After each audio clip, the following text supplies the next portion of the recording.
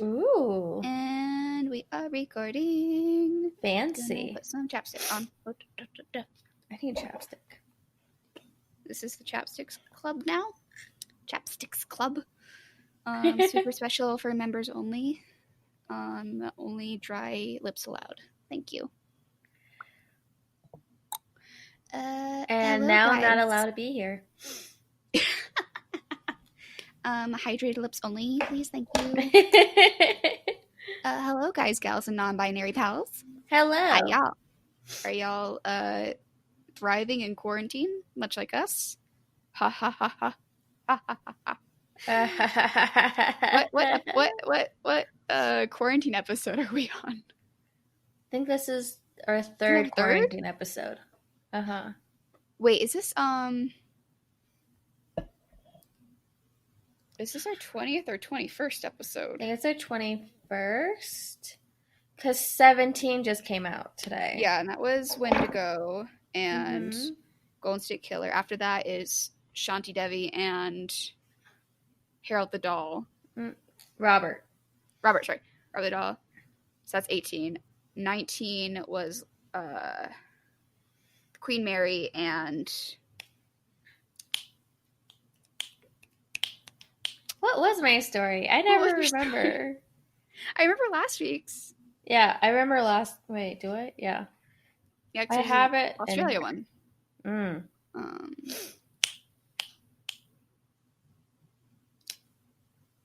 BTK. That's right. Okay, and then last week was 20. Oh, this is 21. Aw. This is our legal drinking age episode. Woo! Woo, woo, woo, woo, woo. Did you guys think we'd make it this far? Us neither. I didn't. I was like, this will be fun. This will be a fun thing.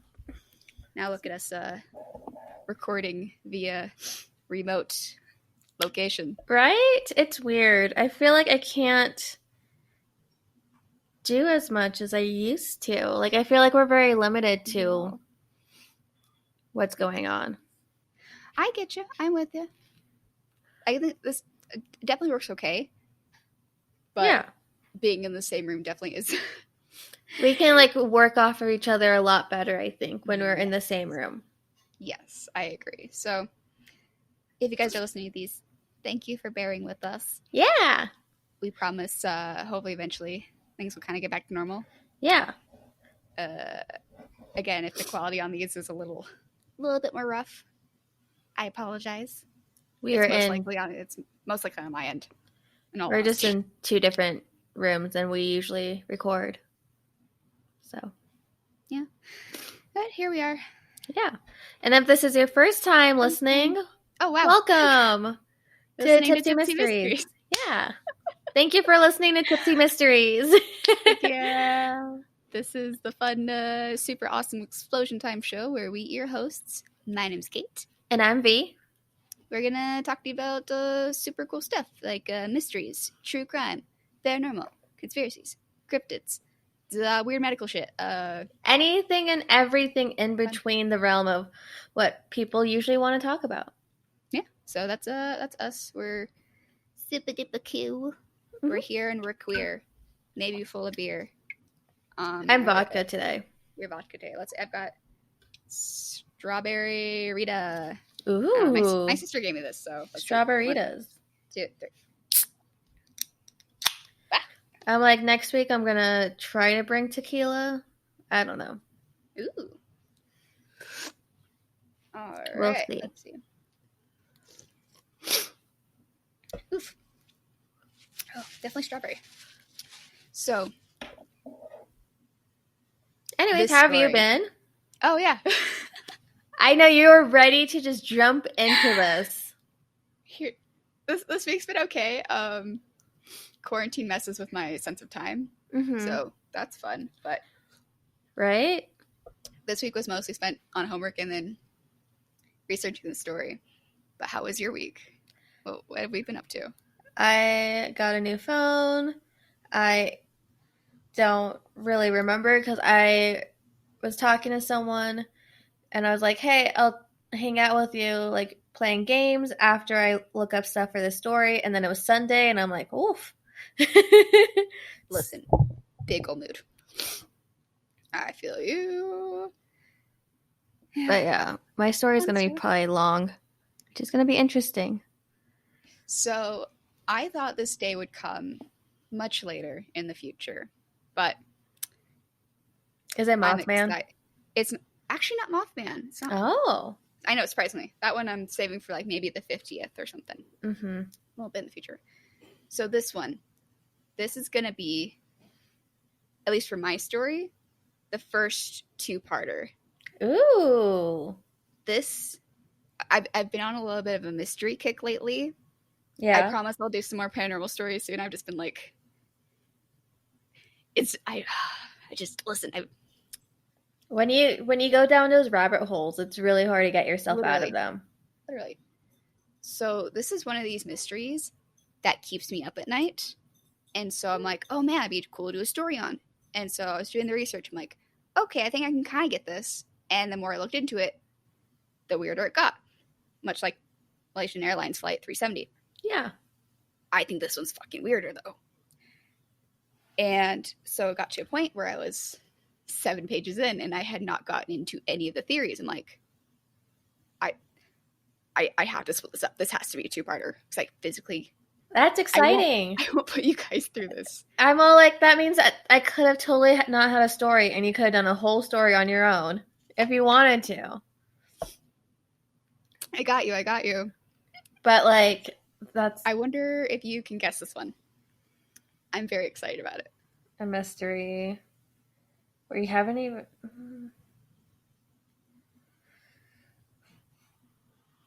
It's not Amelia Earhart. That one will also be probably a two-parter. Oh, yeah.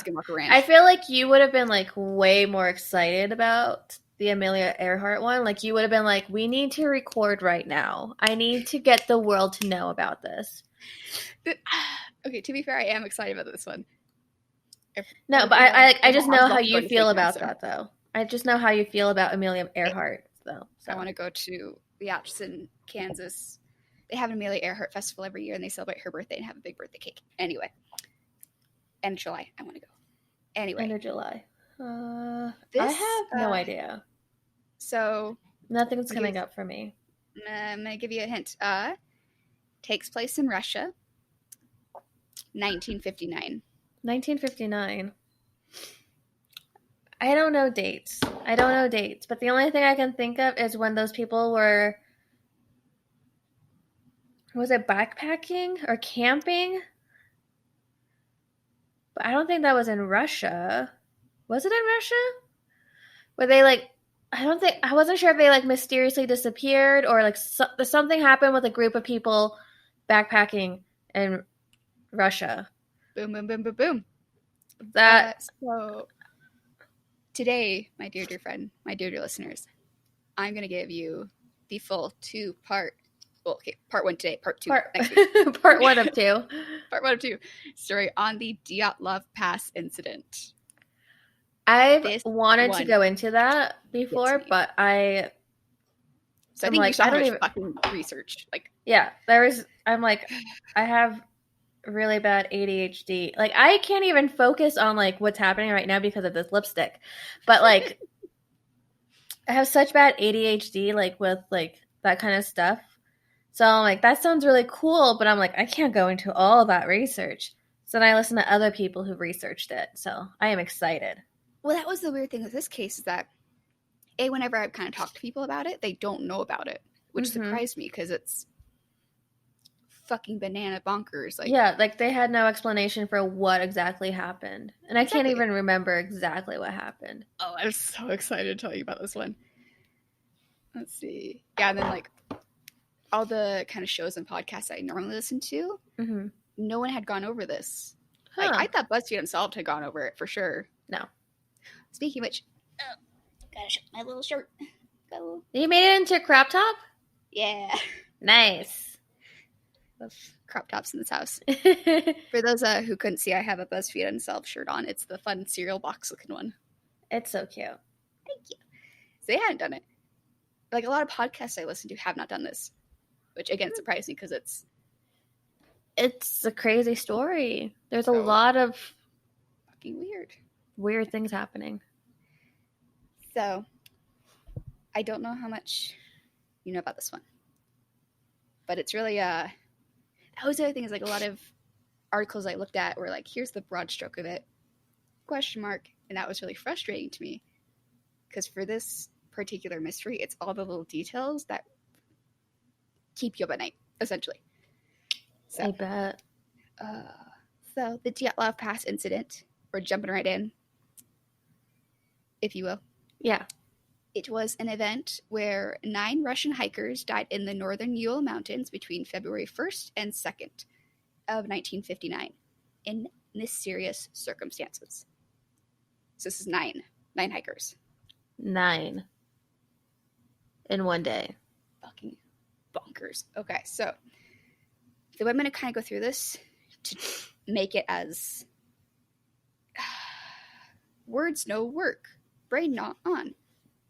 I kind of wanted to take you like what happened leading up to the event. Yeah. And then I'm going to kind of explain kind of like chronologically. Yeah, the crime scene, what was happened, and then like how they use that to kind of backpedal and try and like okay, what could have fucking happened? And then so taking that next week, I will go into all the theories because too many fucking theories I could not fit. So that's kind of how I'm going to do it, just for the sake of keeping it, what's the word? Easy to understand? I don't know. Yeah, easy to comprehensible? understand. I don't know. Yes, comprehensive. Comprehensive. Oof. Nice. Okay, so are you ready? Yes. Are you excited? Yes. Is this one? Nah. I've been talking about this one all week with my siblings. I'm like, guess what? That's why they were probably excited. Like, are you going to do your story now? Because all week I'm like updating them on things I found. I'm like, and then this happened, and then this happened. So they're excited. I'm excited. So buckle up, y'all. This is going to be a bumpy ride. So in 1959, a group was formed for a skiing expedition across the northern Urals in... I learned how to pronounce their names, not the areas, because I'm dumb. Essentially, it's in, like, Oblast in the Soviet Union. Okay. It's part of Russia. There we go. Igor Dyotlov, he was a 23-year-old radio engineering student he was a leader, and he assembled the group of 9 others for the trip. So originally there's 10. Mm-hmm. Most of whom were fellow students and peers at the university. Okay. Each member of the group, which consisted of 8 men and 2 women, was an experienced grade 2 hiker with skiing experience and would be receiving grade 3 certification upon their return. So all of these guys are really fucking experienced. Yeah. And the grade 3 certification is the highest one you can get in Russia at this time. So they were not new to this by any means. Like, yeah. They're fucking responsible. Like, they knew what they're doing. They were on their shit. Which makes this whole thing even weirder. So, yeah, this time, highest certification. And it required, to get this specific one, it required candidates to traverse 190 miles. And just, getting that experience of going up to the mountains and hiking and, like, staying there and surviving. Mm-hmm. And the goal of the expedition was to reach Gora Otrin. And, so it was words? What are words? Words are hard. So their goal was to reach Gora Otrin, which was a town. And, it was a mountain that was about 6.2 miles north of where the incident actually happened. Okay. So this route in February was estimated as Category 3, the most difficult. All of them were prepared. They were ready. They're like, yeah, we got this. So the group arrived by train at Ividel, which is a town at the center of the northern province that they were in the early morning hours of January 25th, 1959. They then took a truck to Visay, which is a smaller village that they're kind of getting from point A to point B so they can get to this mountain, essentially. And while spending the night in Visay, the skiers purchased and ate loaves of bread and kept their energy levels up for the following day's hike. They Yeah. also, it was really cute. They stayed at a school there because Aw. they're college students, and so like they're backpacking and they're trying to keep expenses low. Yeah. So after talking to a few people, they managed to like stay at the school for the night and like or hang out with the kids, like playing music, and like the kids didn't want them to leave after. Oh. If And, like, only they knew. I know, which is another really important thing. Like these kids, like I forget which one of them had. It was kind of like a ute, like a lute sort of guitar instrument. Yeah. They'd play it and they'd play songs and like just kind of keep momentum up, keep Yeah. happy. They'd get to there was a certain point. I think it was around this time when they got to that city, the town, and they're trying to like get the resources to go further. They actually left that behind. Aww. So it's not like they were like, what I'm trying to say is like these were responsible kids. Mm-hmm. They're in their 20s. They knew what they were doing. They weren't going to risk anything. Yeah. So I need to instill that in you and everyone else.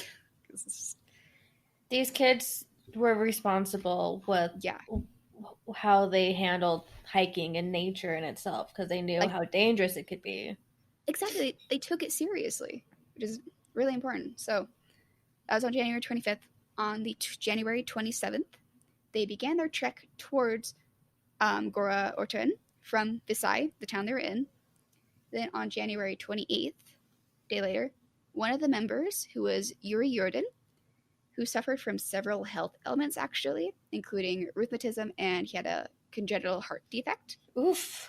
I'm not entirely sure why he was on the expedition in the first place.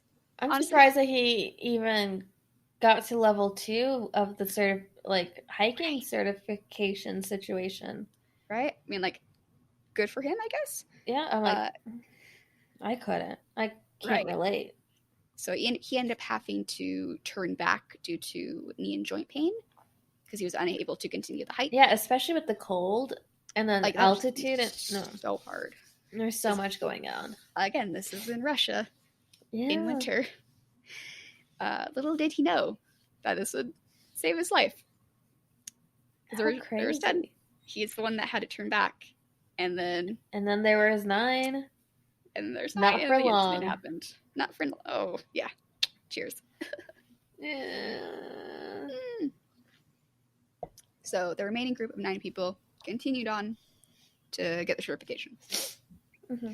So diaries and cameras found at their last campsite made it possible to track the group's route up to the day preceding the incident. And they even had an assigned diarist for each day. Uh-huh. They needed to keep track of how far they got, what was going on.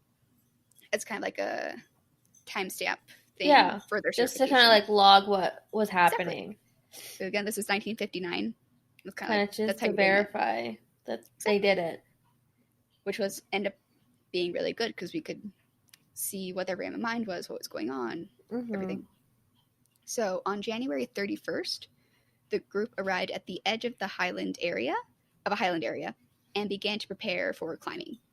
In a wooded valley, they packed away a surplus of food and equipment that they would use for the trip back. Mm-hmm. So it's kind of like they made a little crate box, put extra supplies in there. So once they went up the mountain and then in theory came back, they'd have supplies to get them back the rest of the way. Which is really smart, actually. So you don't have to carry all of that on you. Exactly. Boom, boom, boom. Yeah. The following day. The 29th? February 1st. Oh, February 1st. So that was on the, so it's January 31st that they got to the edge of that area. Okay. And then went on. Yeah. So then the following day, February 1st, the hikers started to move through the pass. It seemed that they planned to get over the pass and make camp for the next night. Oh, yeah, for the next night on the opposite side. So they're going to get there in one go and then just make camp a little bit elsewhere.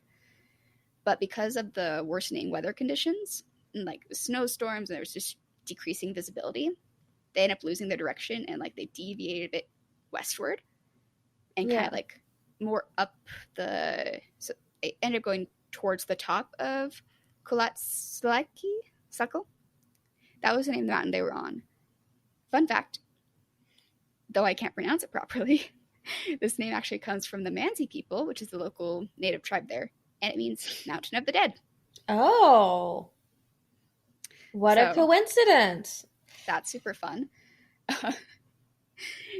And then after this incident, it was renamed the Dyotlov Pass after Igor Dyatlov. Fun facts all around. Interesting. So because that ended up going farther up the Mountain of Death, when they realized their mistake, the group decided to stop and set up camp there on the slope of the mountain rather than move a mile downhill to the forested area, which would have offered them a bit more shelter from the bad weather. And, after this incident, Yuri Yudin, the one that went back, only survivor, sort of. Yeah, sort of.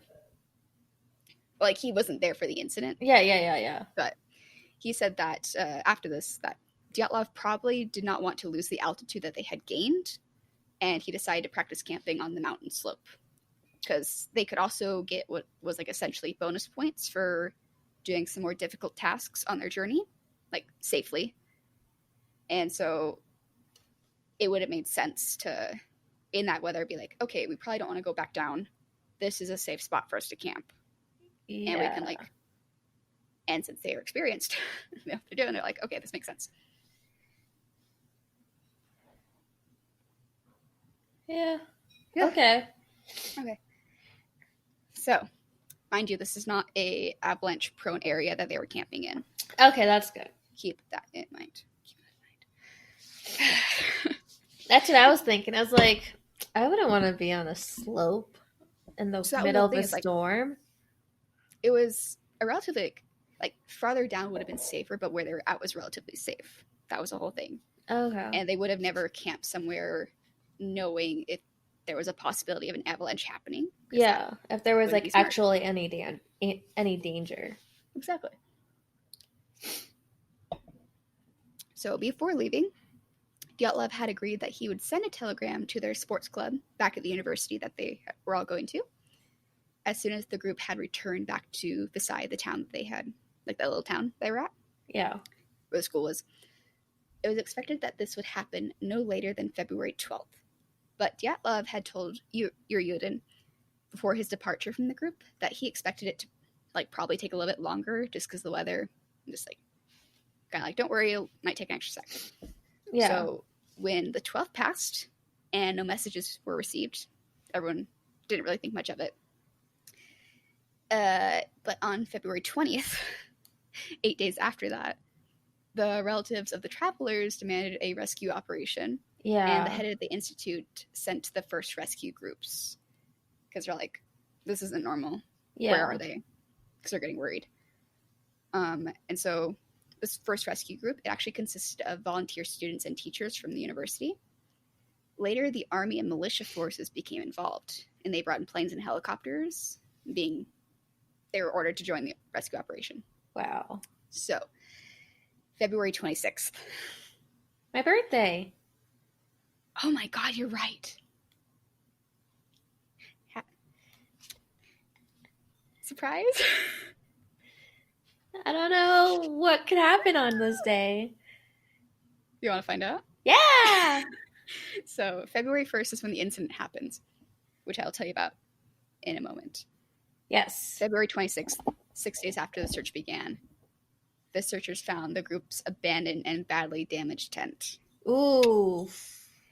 And so the campsite baffled the search party, and one of the students who found the tent said, quote, "The tent was half torn down and covered with snow. It was empty, and all the group's belongings and shoes had been left behind." But one of the spookiest parts, a part that everyone has probably heard, was that there was a large gash in the side of the tent, and investigators were able to determine that the tent had in fact been cut open from the inside. That's right. Ding, ding, ding.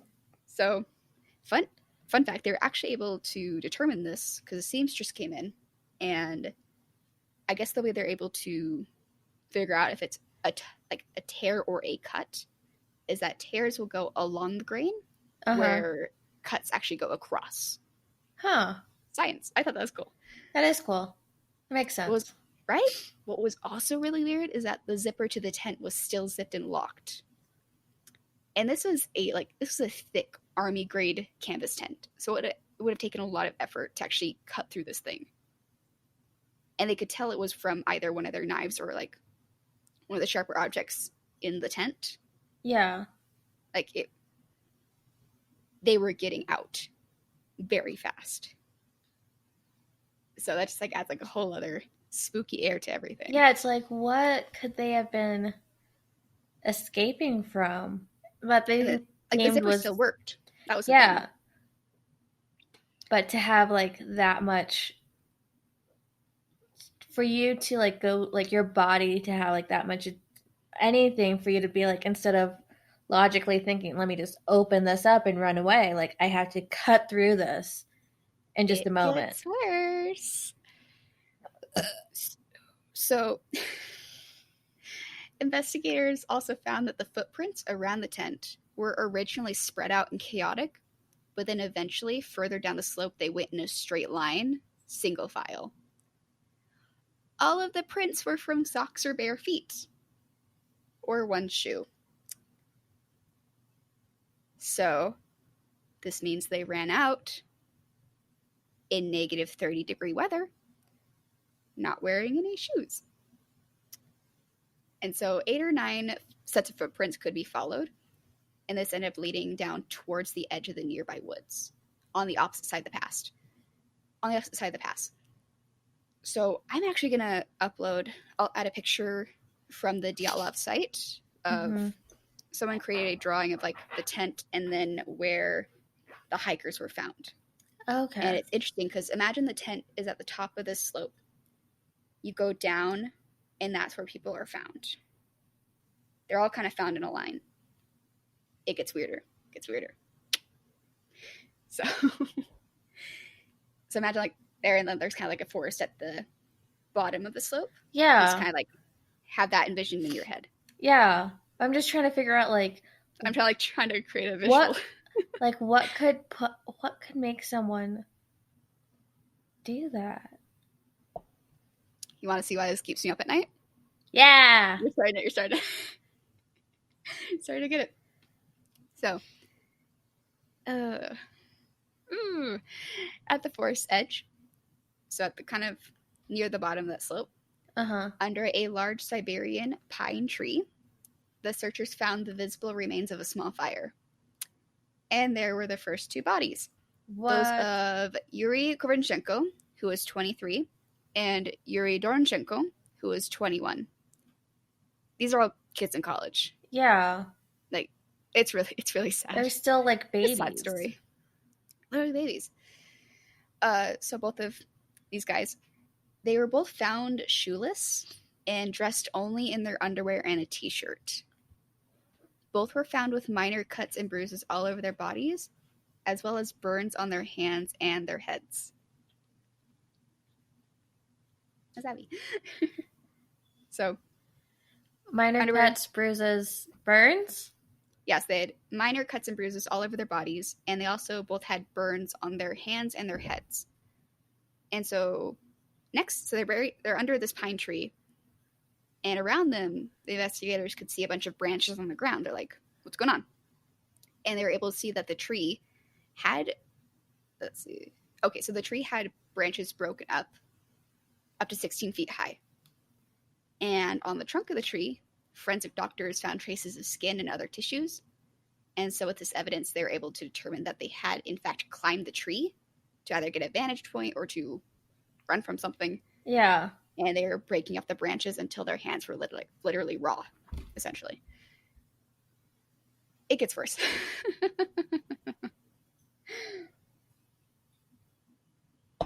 Tell me more.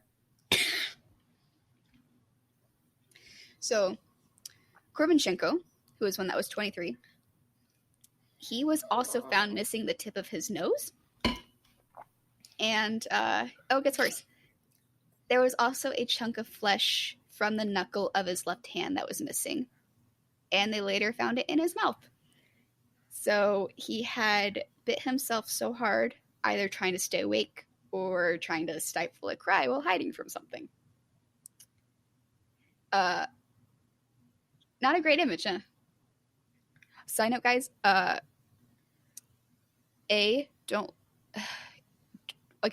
look at autopsy crime scene photos for this one.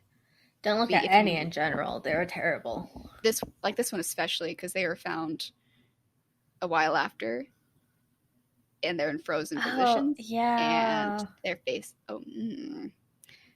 Yeah, don't look it up when you're eating. Don't look it up late at night. You will have nightmares. Anyway, so the words no work. Don't look at body photos. So the cause of death for both of them was actually listed as hypothermia. Aha. You're gonna start to see a growing trend here. Just you wait. I don't like this. Me neither. Cheers. So they find those two. They're like, oof. So 300 yards from the fire in the direction of the tent. So imagine tent is up top. These two are found under the tree near the bottom. If you're going in a straight line, 300 yards up from the tree and the fire towards the tent, they find the body of Igor Dyatlov. He was 23. It's bad. All of them are bad. So he is lying on his back, face up, with his head towards the tent. The photo of this was really bad. Handhold. Sorry. This one put me in like a weird headspace. Okay. So head towards the tent. One hand was actually holding a small birch tree branch, and the other was shielding his head, so he's kind of like in this kind of position. He was also very lightly dressed and was not wearing any shoes. It was also noted that he was covered in minor cuts and bruises. He also had blood on his lips and was missing an incisor from his lower jaw. Along with this, Igor also had injuries to his fists, as if he was trying to fight something off. And the coroner said that the injuries on his hands were consistent with a fist fight. Oh my gosh. Even weirder, he was also still wearing his watch, which had stopped at 5:31 a.m. The cause of death was listed as hypothermia. Huh. Okay. So, a further 300 yards from the body of Igor Dyatlov, and even closer to the tent, so going up again towards the tent, the searchers discovered the body of Zinededa Kolmorovagov. They called her Zina for short, so that's what I'm going to call her. She was 22. She was found face down and dressed slightly better than the others, as she was wearing a coat and snow pants, but she was also shoeless. She also had minor cuts and bruises, and it was reported that Zina had a foot-long bruise on her lower back that appeared to be fresh. The coroner said that it looked like she had been hit with a blunt object, and investigators on the scene hypothesized that what it looked like to them is that she was mid-climb and then something struck her in the back. She was also found with blood on her face. The cause of death was listed as hypothermia. Well, they could have let her go and die there, whatever it was, and then hypothermia is what got her. Like with everyone else. Just you wait. Maybe. God, there was one article I was reading and it was like, it should be noted that Zina, a woman, made it the closest to the tent. I'm like, fuck you guys. Thank you. I'm like, people died. Can you not be shitty for 2 seconds? Ooh. So she was the closest to the tent? Mm-hmm. And that was what? 4 people? So they found 4 people because they found both the Uris under the tree and then Igor and then Zina. So they find them. I guess I'll mention how they found them. I guess they have to do this with a lot of people that, say if you get caught in an avalanche, what rescuers have to do is they have to take this it's a long pole, essentially, and they just have to kind of stick it in the ground until they feel something. Yeah. And that's how they found a lot of these guys. Yeah, so that's fun. That's how... Yeah, never mind. Yeah. I'm not going to go into that. Never mind. Because I did see one thing. It's like, why could that be the bruise on her back? But I'm like, no. That's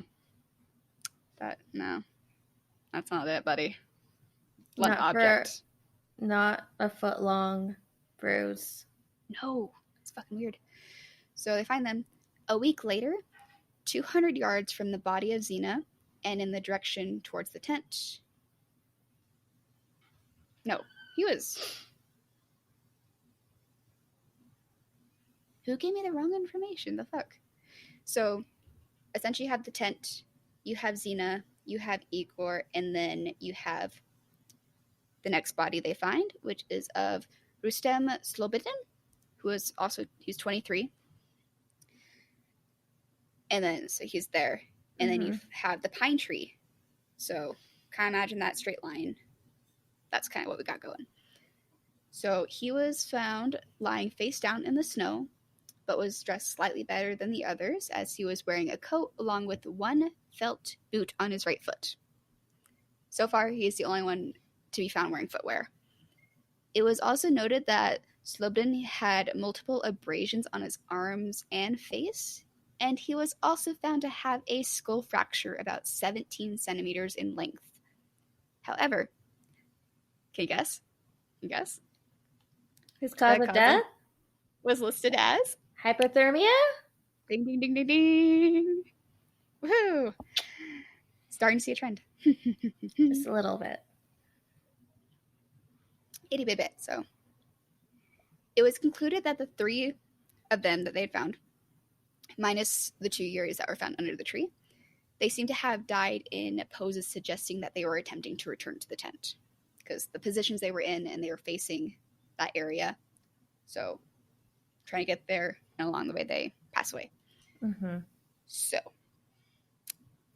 there's still 4 hikers.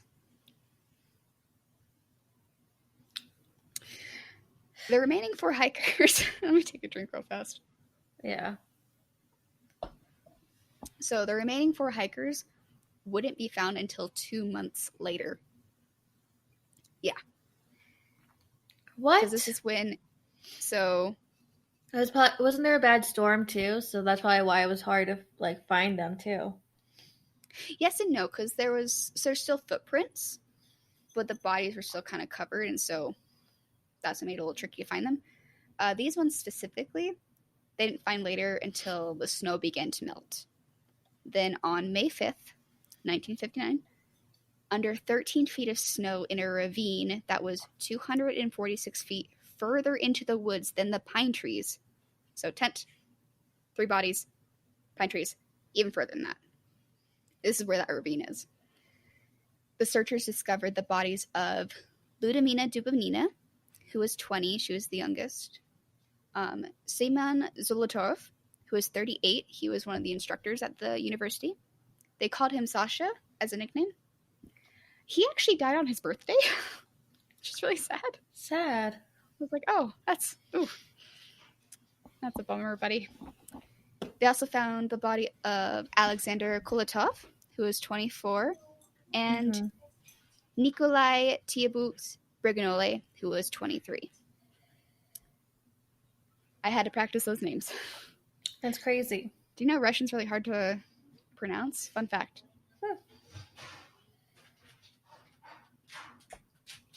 I would have never guessed.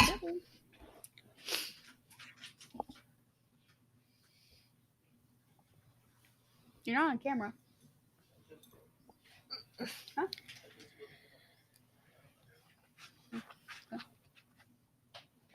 I'm just saying hi.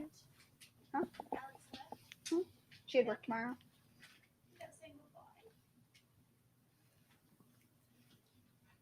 I'll bug her about it tomorrow. I don't know if you can hear Ruby in the background. Oh, talking to you. No, I can't. She was yelling for treats. Ruby. Oh yeah. The treat hustlers. Da-da-da-da-da. So, yeah, these 4 are found. All of these guys, they were found to be better dressed than their previously found comrades, which suggested that they could have taken the clothes from those who had already died. Yikes, though I do not blame them in that situation. I can't imagine that's fun for anybody. Yeah. Along with this, they were also found to have much more severe injuries than the previous 5 who had been discovered. This is how they were found. Are you ready? As ready as I will be. As I can so be. Here we are. Wait, cheers me. Cheers. Cheers. Cheers. Dink. So, Alexander Kolotov, who was 24. This is how he's found. When he was found, he had a broken nose and a deformed neck and an open wound behind his left ear. He was also missing his eyes and the soft tissue around them. Even stranger, his clothes were found to be radioactive. Though, your face, me too, buddy. Though, for him, it is speculated that this was because he was a physics major and would have spent a lot of time in various labs. However, there were small amounts of radiation found around the area. Which, I know, fucking weird, huh? His cause of death? Hypothermia?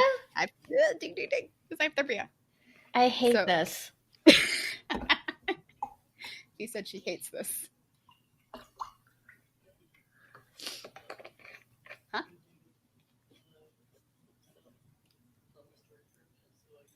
Will you guys chill out? Oh, I can put the camera over it. Ready? Huh? Okay. Let's cover it.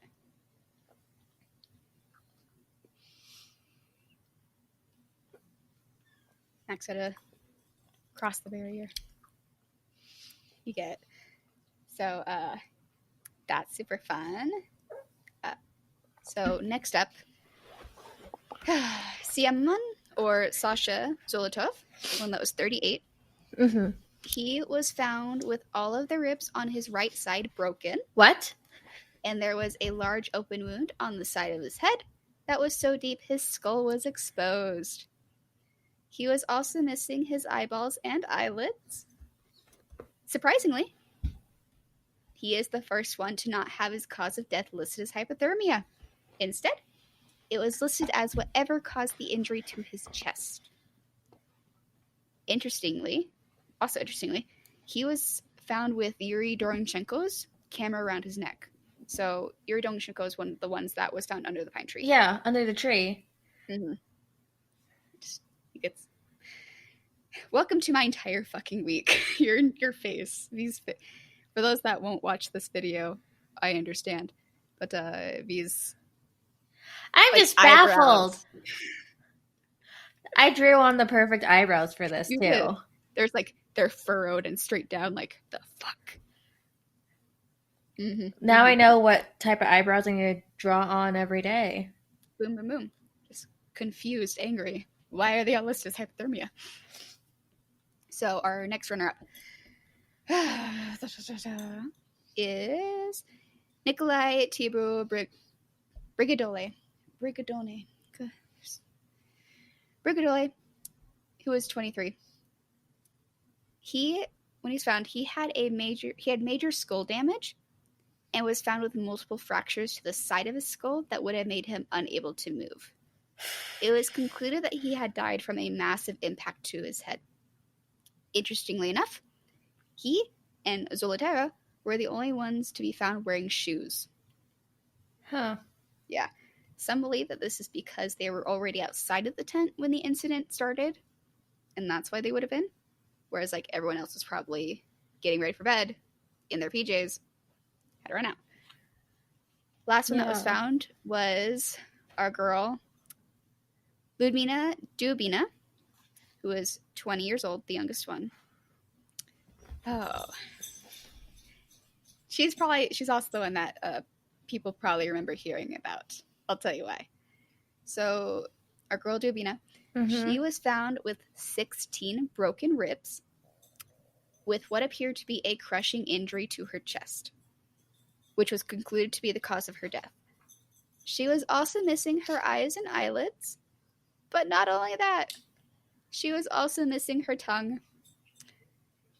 It was stated that it did not appear as though her tongue was ripped out by an animal, but was rather removed because the way it had been extracted. Yeah. The coroner also said that her tongue. He said that due to the amount of blood that was found in her stomach, that it was very, very likely that she had still been alive when her tongue was removed.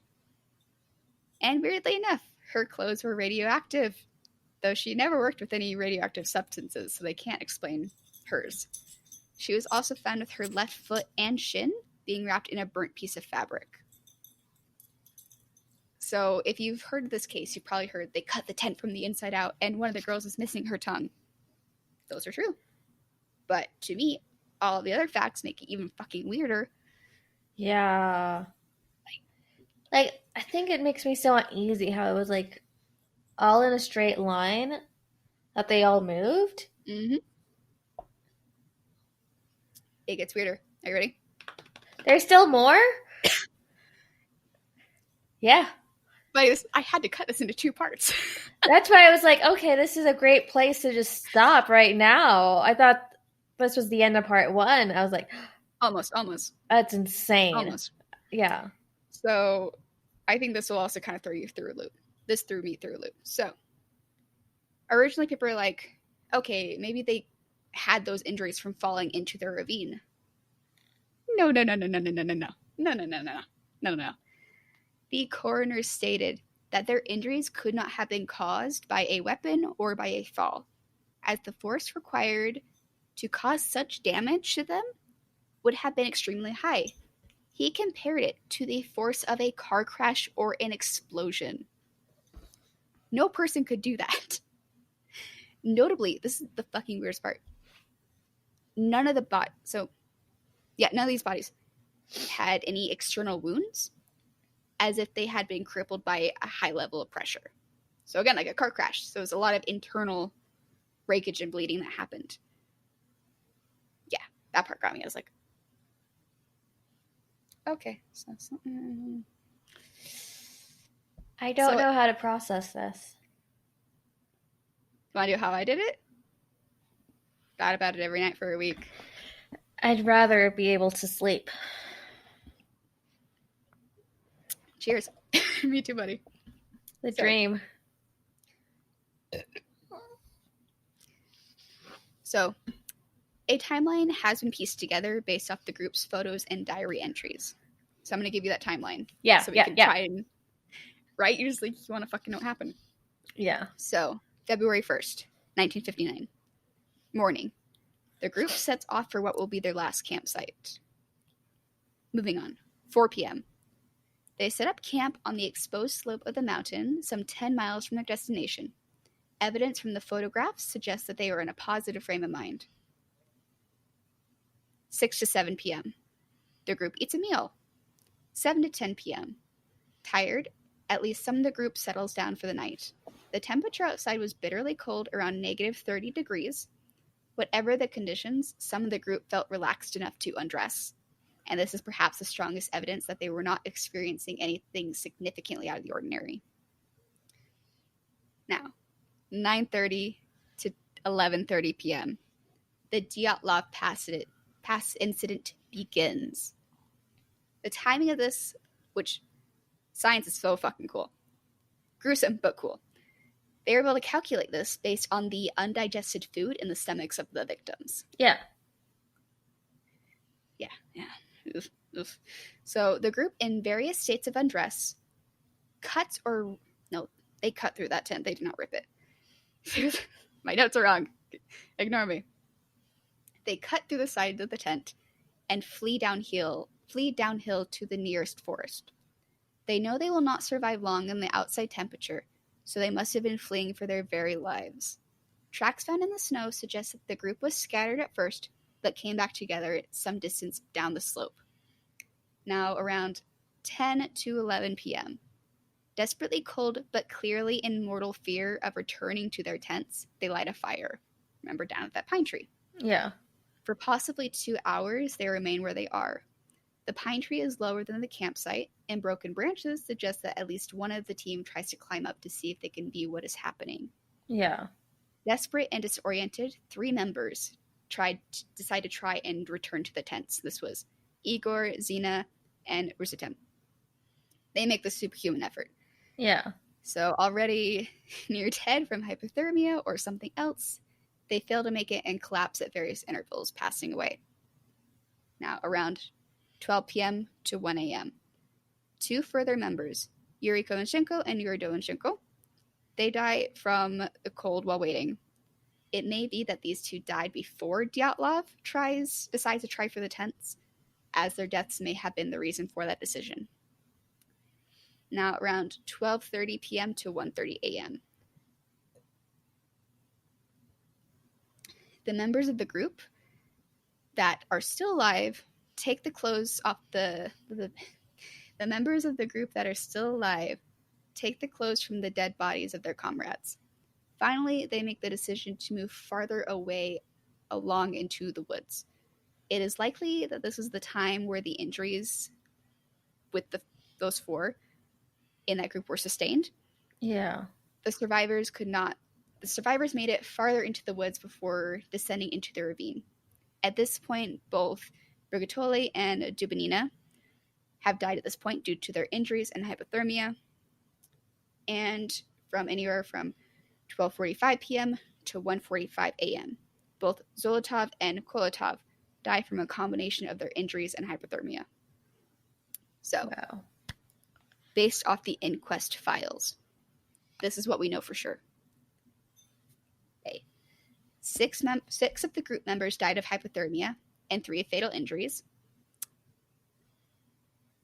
I have feelings on that, but Well, the hypothermia might have been the cause of it, but like there definitely was something else helping it, speeding up the process.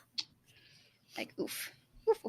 So there was also no indications of other people nearby on that mountain apart from the 9 travelers. The tent had been ripped open from within. The victims had died 6 to 8 hours after their last meal. Traces from the camp showed that all of the group members left the campsite of their own accord on foot. High levels of radiation were found on 2 of the victims' clothing. To dispel the theory that an attack by the indigenous Mansi people, the coroner stated that the fatal injuries of the 3 bodies could not have been caused by another human being.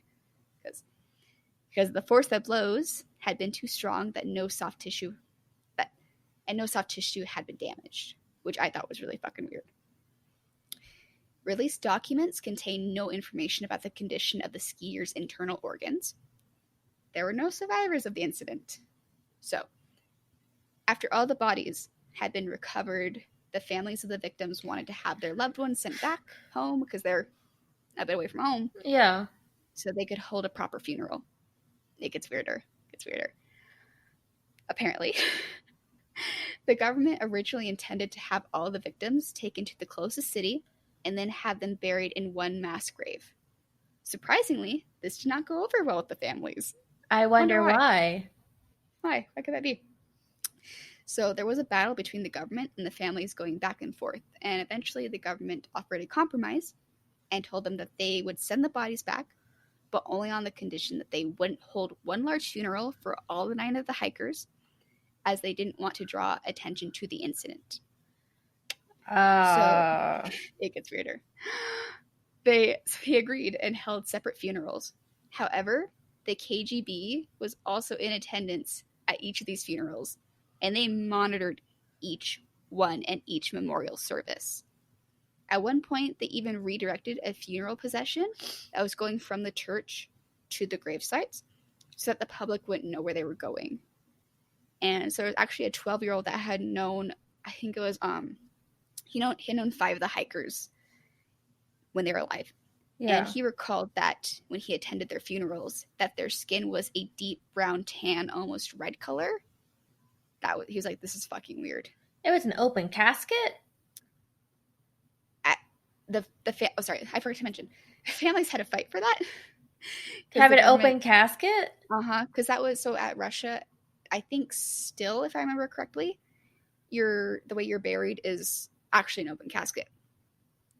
And so your face is shown, there's flowers around you, if I remember right.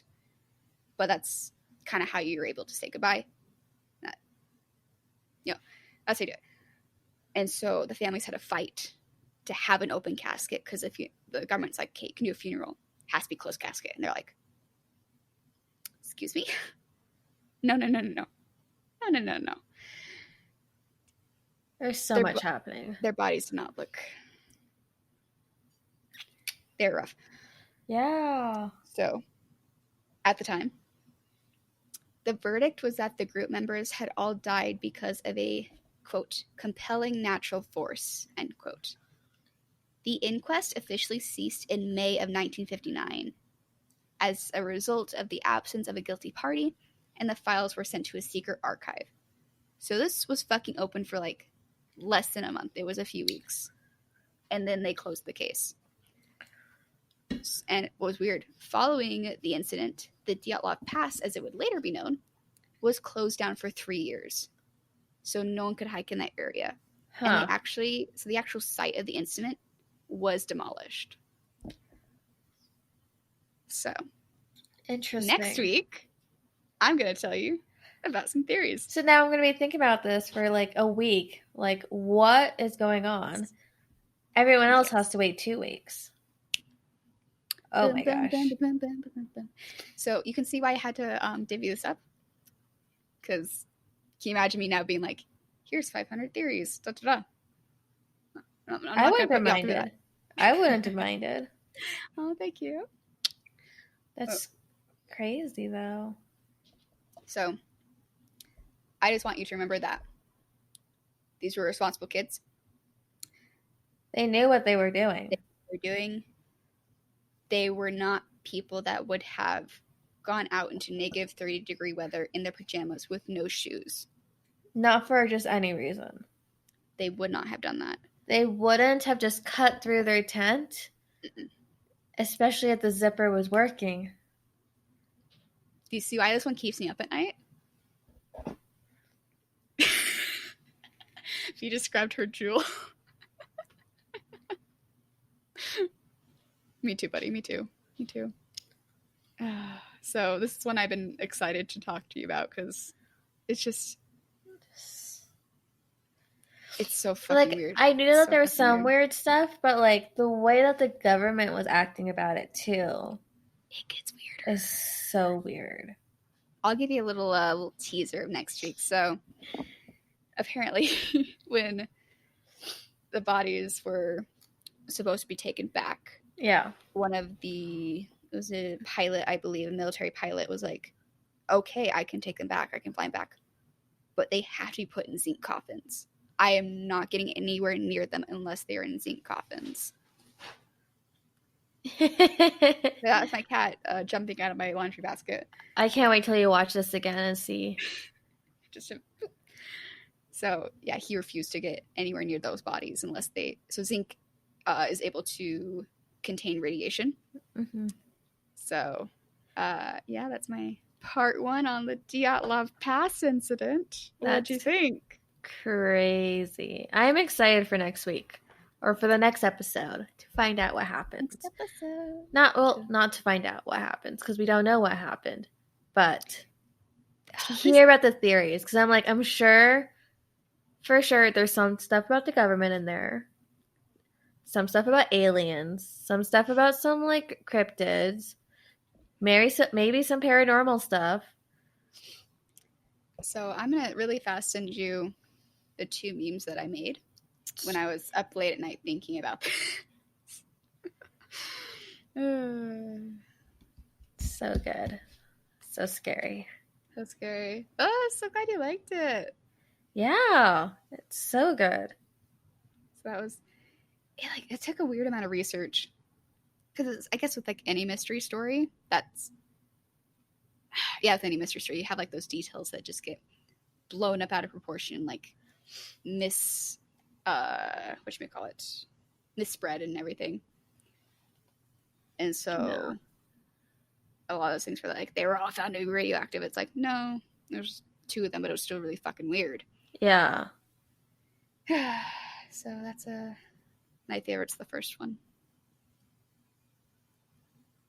Oh, I'll post these memes for you guys.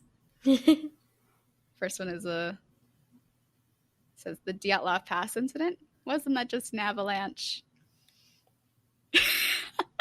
Oh wait, did I? That was the official government report. Was that they're like it was an avalanche? Yeah. But yet you still have footprints, and you can find most of their bodies. Their tent was like And barely covered with snow. Yeah. No. Welcome to my world. Frustrating, isn't it? The second one is me. That one's the Civil War meme where it's like the Dyatlov Pass Incident. It was a Yeti. It was aliens. Civil War. I think that was the last Marvel movie I kind of liked. That's fair. Only because it's still Bucky centric, and I was like, I love Bucky. You're greasy white Jesus. You love him. Yeah. All right, that was it for my fun bedtime story that will keep you up for the next week. Don't look at crime scene photos. No, the description of those, that fact that most of them are missing their eyes and eyelids. Those were the ones that were really hard to look at, actually. That's what freaks me out, is like, because these are again like 1959 photos, high stark contrast. You look, part of their face looks like it's been eroded away, and there's just black sockets and hair kind of pushed up, and I got dizzy looking at a lot of them. I can't even imagine. Mm-hmm. Ooh. All right. Do you have a story for me? I do have a story. Do I get a hint? Is it paranormal? Is it true crime? True crime.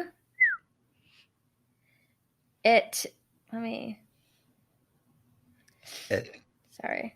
I'm liking someone's tweet right now because they're cute. Yay. Yeah. It is a true crime story a story from South America that was in the past decade. I don't know for sure if you would have heard about it, because I asked my mom about it, if she's heard about it. Does it have to do with a TV reporter? Close. Like a TV show host? Not close. I think I vaguely know this one. Probably because I probably talked about it before, because I've thought about this story a lot. Like, I talk about this.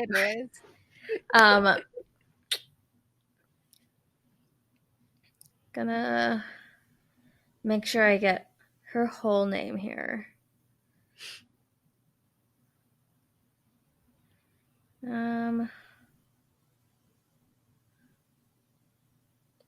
This is about the murder of Ruth Thalia Sayas Sanchez. Ruth Thalia Sayas Sanchez. I'll just call her Ruth Thalia from now on, or Ruth. Okay. It sounds good to me. This is about her murder that happened in 2012. Oh, 2012? Mm-hmm. It was 8 years ago. Pretty much the premise of this, how I figured out how to Google and find the story again, is that she was a contestant on the first episode of a reality TV show in Peru. Oh, this is a different one than I was thinking. Oh. This will be interesting. Okay. So there was a show, a game show franchise called The Moment of Truth. Ooh. I don't know if you've ever heard about it. It used to be in the U.S. between like 2008, 2009. And it's been around the world before. Yeah, I'll look it up real fast. You keep telling me everything. Yeah. So in Peru, they got a version of the show, and it arrived in Lima around the mid 2012. And so, in Peru, the show was called El Valor de la Verdad. I cannot Ooh, speak really well. I that can't speak is Spanish well. so Like, much better than me there, buddy. I cannot roll a single R. me neither. That's why I stopped speaking Spanish when I was 5 because, like, I can't roll R's. I can't do this. So, El Valor de la Verdad, it means the value of the truth. And the format is pretty much going to be the same as any other show. Pretty much, they bring in the contestant, put them to a polygraph lie detector machine, and then they set up before they like film the episode. They'll set up like the base questions, so they already know like her her signs to see if she's lying or not when she's on the show. Mm-hmm. Let's see. Wasn't there like a Fox 13 version, like Lie to Me or something? Probably no. That's a drama show. Lie to Me was a show with a Oh, then maybe I watched the American version of this like secretly. Lie to Me was a drama show. I can't remember the guy's name, but like he could tell like little detections in your uh, The micro expressions, yeah. like what you're saying. Yeah, my friend, she got really into that show, and like the next year, anytime I made any expression, she's all like, "You're lying to me. How dare you?" And I'm like, "So That's spooky. yeah." So pretty much they would ask her a bunch of questions, and she would just have to be on connected to the polygraph machine and answer truthfully. And if she answers those questions correctly, like she'll win a bunch of money. But the questions are very like Yeah. awkward questions. Um, You're on TV getting money for yeah. yeah, you're gonna be spilling a lot of things. So like if she did lie, like with the polygraph machine, she would lose all that money that she would gain. Mm. So, um, let's see. So the host of that show was a really well known journalist, a very powerful TV journalist named Beto Ortiz. He was like a very successful man, but like a lot of people had a lot of things against him too, so it was a very controversial Mm-hmm. situation. But like, My favorite thing about this story is that polygraphs are shit. You right? literally cannot use them in court. Yeah, but this Continue. isn't for court. This is for TV. Ding ding ding. Um, let's see. And so the show's first contestant was Ruth Thalia Sayas Sanchez. She was 19 years old. Oh no. Um, she and her siblings were born in a province of Huancavelica, which is hundreds of miles from Lima. Oh wow. But they had been raised on the outskirts of the capital in a working class area called Huachipa. Huachipa. Huachipa. Yeah.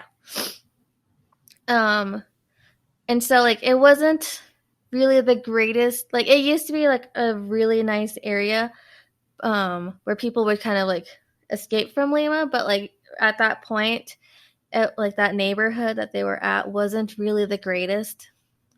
And so like Mm-hmm. Ruth, she would later admit to Beto that she longed for something better, that she wanted to get out of that situation. Mm-hmm.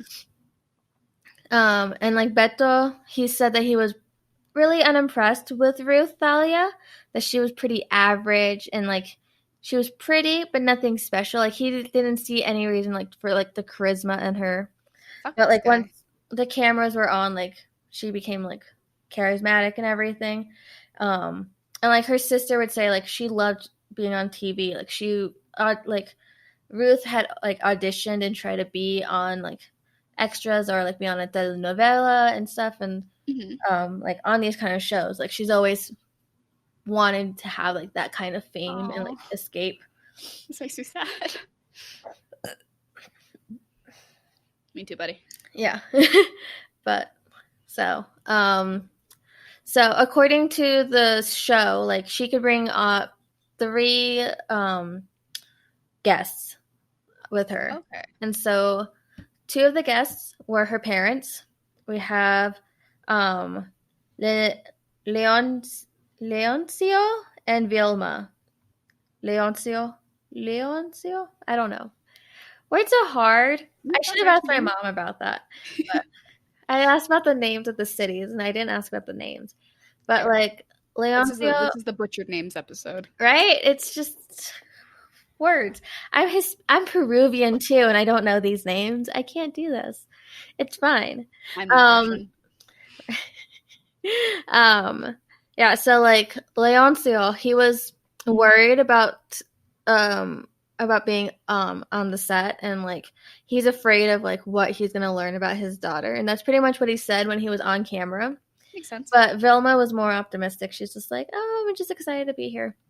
As far as Vilma knew, as far as her daughter had told her, Beto would be asking about her arrival in Lima, and about how the family had survived their first year in the capital. Sorry, you said arrival. I thought you said rival. I'm like, she has a No, rival? no, about her arrival, about them moving to Lima and trying to make something, because that was a big thing. And like, you come from a very rural area, and you're just like, I want to go to the capital, and I'm gonna, like, what do? They sold watermelon, pineapple in the market, trying to make something out of themselves. Oh wow! And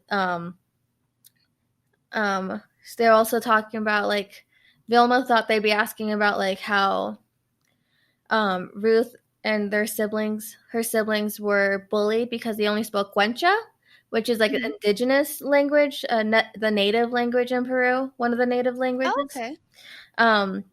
And they were bullied. And so like Vilma was all like, oh, he's just going to ask about like these kind of personal questions about that kind of situation. And like she was like, that's fine, because you know what? I'm proud of what we've been through, because we've gotten to this point. Yeah, we like made it. This, yeah. Yeah. Ruth's third guest was her boyfriend, Brian Romero Leiva.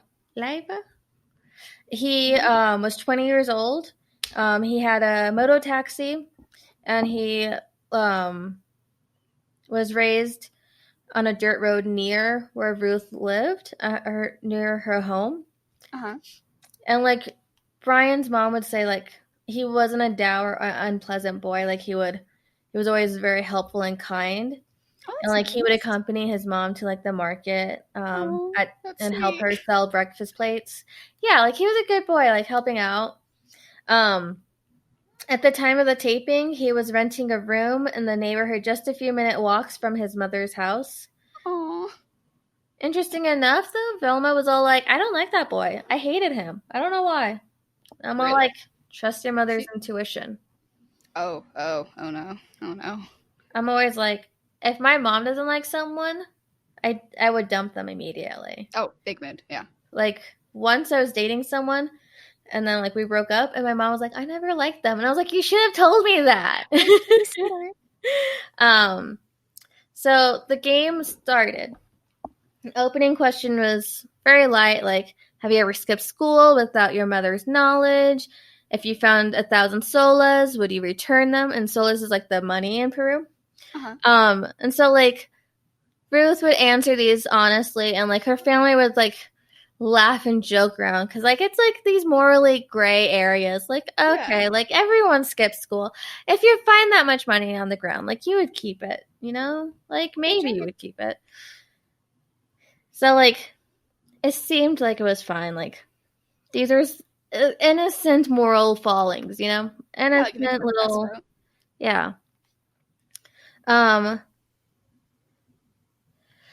there was obviously the questions. As we progressed for more money, they got a little bit deeper.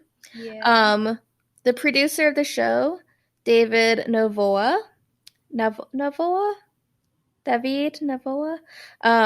he later admitted that he felt bad because he had done the initial interview with Ruth, had helped Beto formulate the question and had helped Beto formulate the questions that would be part of the show. Mhm. And like, so the producer, he like had visited the Sayas Sanchez family in Wachipa?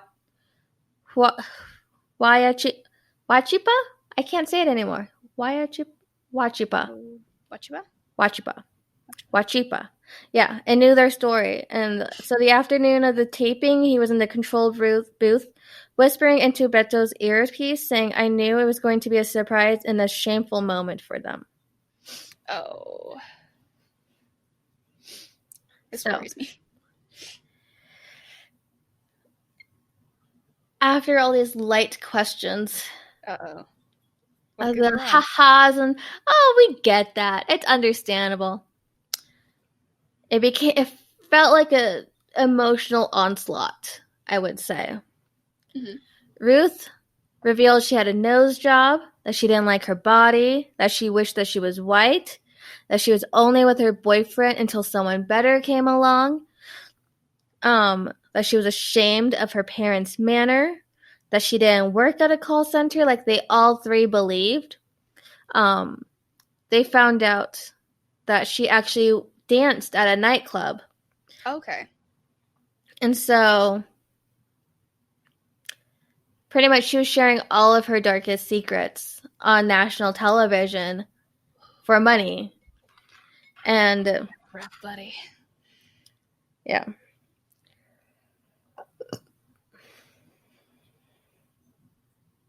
Me too. Me too. So reality TV was a pretty new thing at this time for Peru. Like a lot of shows kind of went all around and skipped Peru. So this was a big deal for them.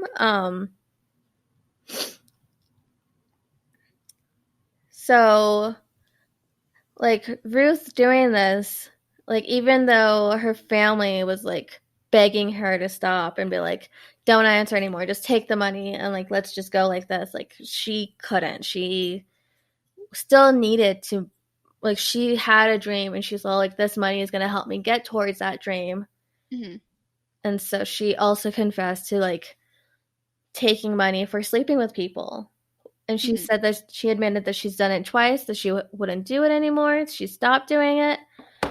But like at that point, like everyone was devastated. Everyone wanted her to stop. Her parents, pretty much, her mother was doing everything but begging for her to just stop right there on the show. Oh, that's rough. Yeah. Everything's weird. Everything's weird. And we're back. Technical difficulties. Oh yeah, that was weird. I was in the midst of all that passion. You're too passionate. You just wasn't strong enough. Could not handle. Boom, boom, boom. I really couldn't.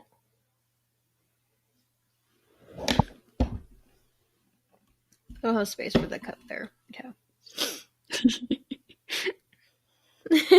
That's how. Okay. Okay, I am ready. So pretty much,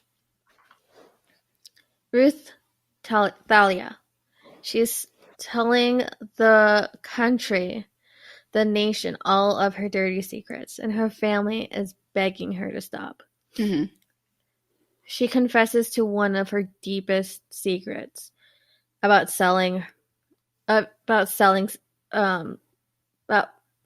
sex, pretty much. Mm-hmm. PSA, sex workers real work. It is. To her TED Talk. It's true. Anyway. Yeah, in 2012, people are not going to see things that way, which is sad because that's 2012. It's not even that long ago. The world. Yeah. So for this question specifically, I think it was like the 18th question or something. She had won 15,000 soles, which was about $5,300 USD, which is about which is about 10 months' wages for someone living in Lima. Oh wow. Yeah. At that time. Okay. And so like before she responded, Ruth had just said that like she was really sorry about this, like And then she's like telling them, like begging them, like for forgiveness. Like, I'm sorry that I'm putting you through this right now, for making you go through this. And then so pretty much after that question, she said she was done. Mm-hmm. And the audience cheered for that. And then Beto, he pretty much said, the truth is always illuminating. It will not do harm, even though it hurts. Which is a nice quote. Okay. Yet the irony behind this. I'm worried. Oh, Yeah. this is a true crime case. Oh. This Oh. is. Oh. I already said the title of it was The Murder. So Ruth. I should have known. Ruth Thalia hugged Brian. His face registered nothing. As the credits rolled, she got down on her knees before her mother and begged for forgiveness. The show was taped in June and aired a month later on Saturday, July 12th, 2012.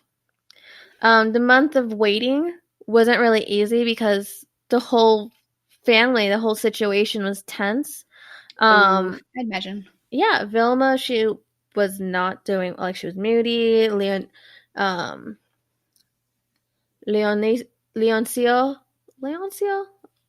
he was distant. Like, they couldn't understand, like, why their daughter had to do what they did, what she did, on the show. And she pretty much had been like, it was because of the money, because she, like I said before, she wanted to be famous, she wanted to get out there, but she also wanted to open a salon, which was her more practical dream. And so she was like, she already had $7,000 like USD equivalents in soles at that time, and the winnings from the show would have brought her even closer to opening up her own salon. And so she's all like, this is my dream, and I'm going to do what I want or what I need to do to get my dream.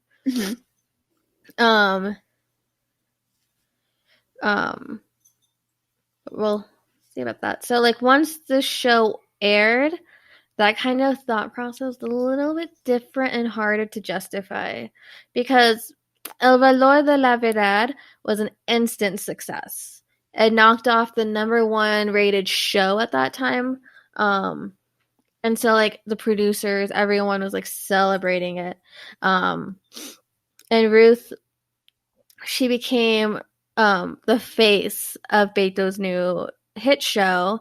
And so she was photographed with the executive of the TV company, holding the big giant check, Like, she was famous, but it was more infamy because they were dazzled by the scandal of it at that time. I'm all like, I wouldn't want to tell my mom the things that I've done in my 28 years. I don't think anybody would. But, like, to do that, like, just on national TV too, like, I can't even begin to fathom. Yeah, and it, like, for Ruth, like, it came at a great cost to, like, have to deal with that because, like, the neighborhood they lived in, everyone gossiped. I'm like, I don't know too many Latin American people who don't love to gossip. Like, I hate being in drama, but I love the gossip. I will say that's my favorite thing about, like, middle-aged white relatives is, like, okay, I'm gonna let you not talk about politics. Tell me the family drama. Right? Just keep it right here. Like, there's people at, like, my old job, the one I was furloughed from, where I'd be like, who do I have to talk to find out all the juicy drama about what's going on? You just ask one little question, they'll just rail on about every little thing in the store, and I'm like, I love this. I love gossip so much. I love gossip. But, like, that's the thing. You gossip with us? Let's gossip about true crime. Gossip girl. Go piss girl. Go piss girl. But sadly, gotta go back to this story. The gossip was not good for Ruth that was in the neighborhood. The family had heard from a bunch of distant relatives that they haven't heard from in years, calling to say that Ruth made their family a whole disgrace. Oh, that's rough. Yeah. And how they were ashamed of them. And so, like, Ruth had started to withdraw. It's like she didn't even want to leave the house. And, like, she had even contemplated on suicide at this time because, like, it was just too much to handle. Oh, really? Yeah. See, sorry, one sec. What the heck? Okay, sorry, continue. You're fine. There we go. Trying to get the screen recording. Go back. Okay. It's like, it's fine because I have, like, I always put my documents on my phone and the font is so small. And I'm like, I always get lost because, like, I don't have space to have my iPad on my desk yet because I have my ZZ plant, my money tree, and my jade plant here. So I have too many plants to put any other technologies on here. It's okay. I'm trying to buy a lot of origami paper and Ooh. a lot of transformers currently on this table. Yeah, I'm in my basement. You couldn't tell behind the couch behind me. I love the orange walls. I want to paint my wall, but I don't know if I should. Can have a painting party once quarantine's over. You want to paint my wall? Yeah, you can It's vaulted. I wonder if I could get that vaulted. we can make a fun party out of it. Yeah. Get some Popeyes. Yeah, I know you guys miss Popeyes by my house. Miss Popeyes. One day. Okay. Tell me about this. I can get Popeyes. Why don't I get Popeyes? I know, you can get Popeyes. I can always get Popeyes. It's like, it's literally like a 7-minute walk from me. Yeah, it's literally down the street. So, back to the story. Unfortunate. Yeah. Murder. Family is upset. They're ashamed. Ruth is very upset and suicidal at this point. She's very withdrawn from who she, as the person she was before. Like, it's sad. That'd be really rough, yeah. Yeah. It was also very rough for Brian, who was humiliated on national television. Yeah. And in Latin America, in Peru at that time, still probably. I haven't been to Peru ever, but I'm pretty sure it's still very hard to get out of that generational, like, you have to be very masculine. It's a very macho situation. Like, guys have to be a certain way. Yeah. And, like, he was humiliated. He's getting ridiculed on the streets now. He had a bus full of, like, high school kids, like, mock him. And they wouldn't, like, stop harassing him until, like, Brian had to go into, like, a store and hide until, like, the kids left. Like, it was bad. Oh my god. Yeah.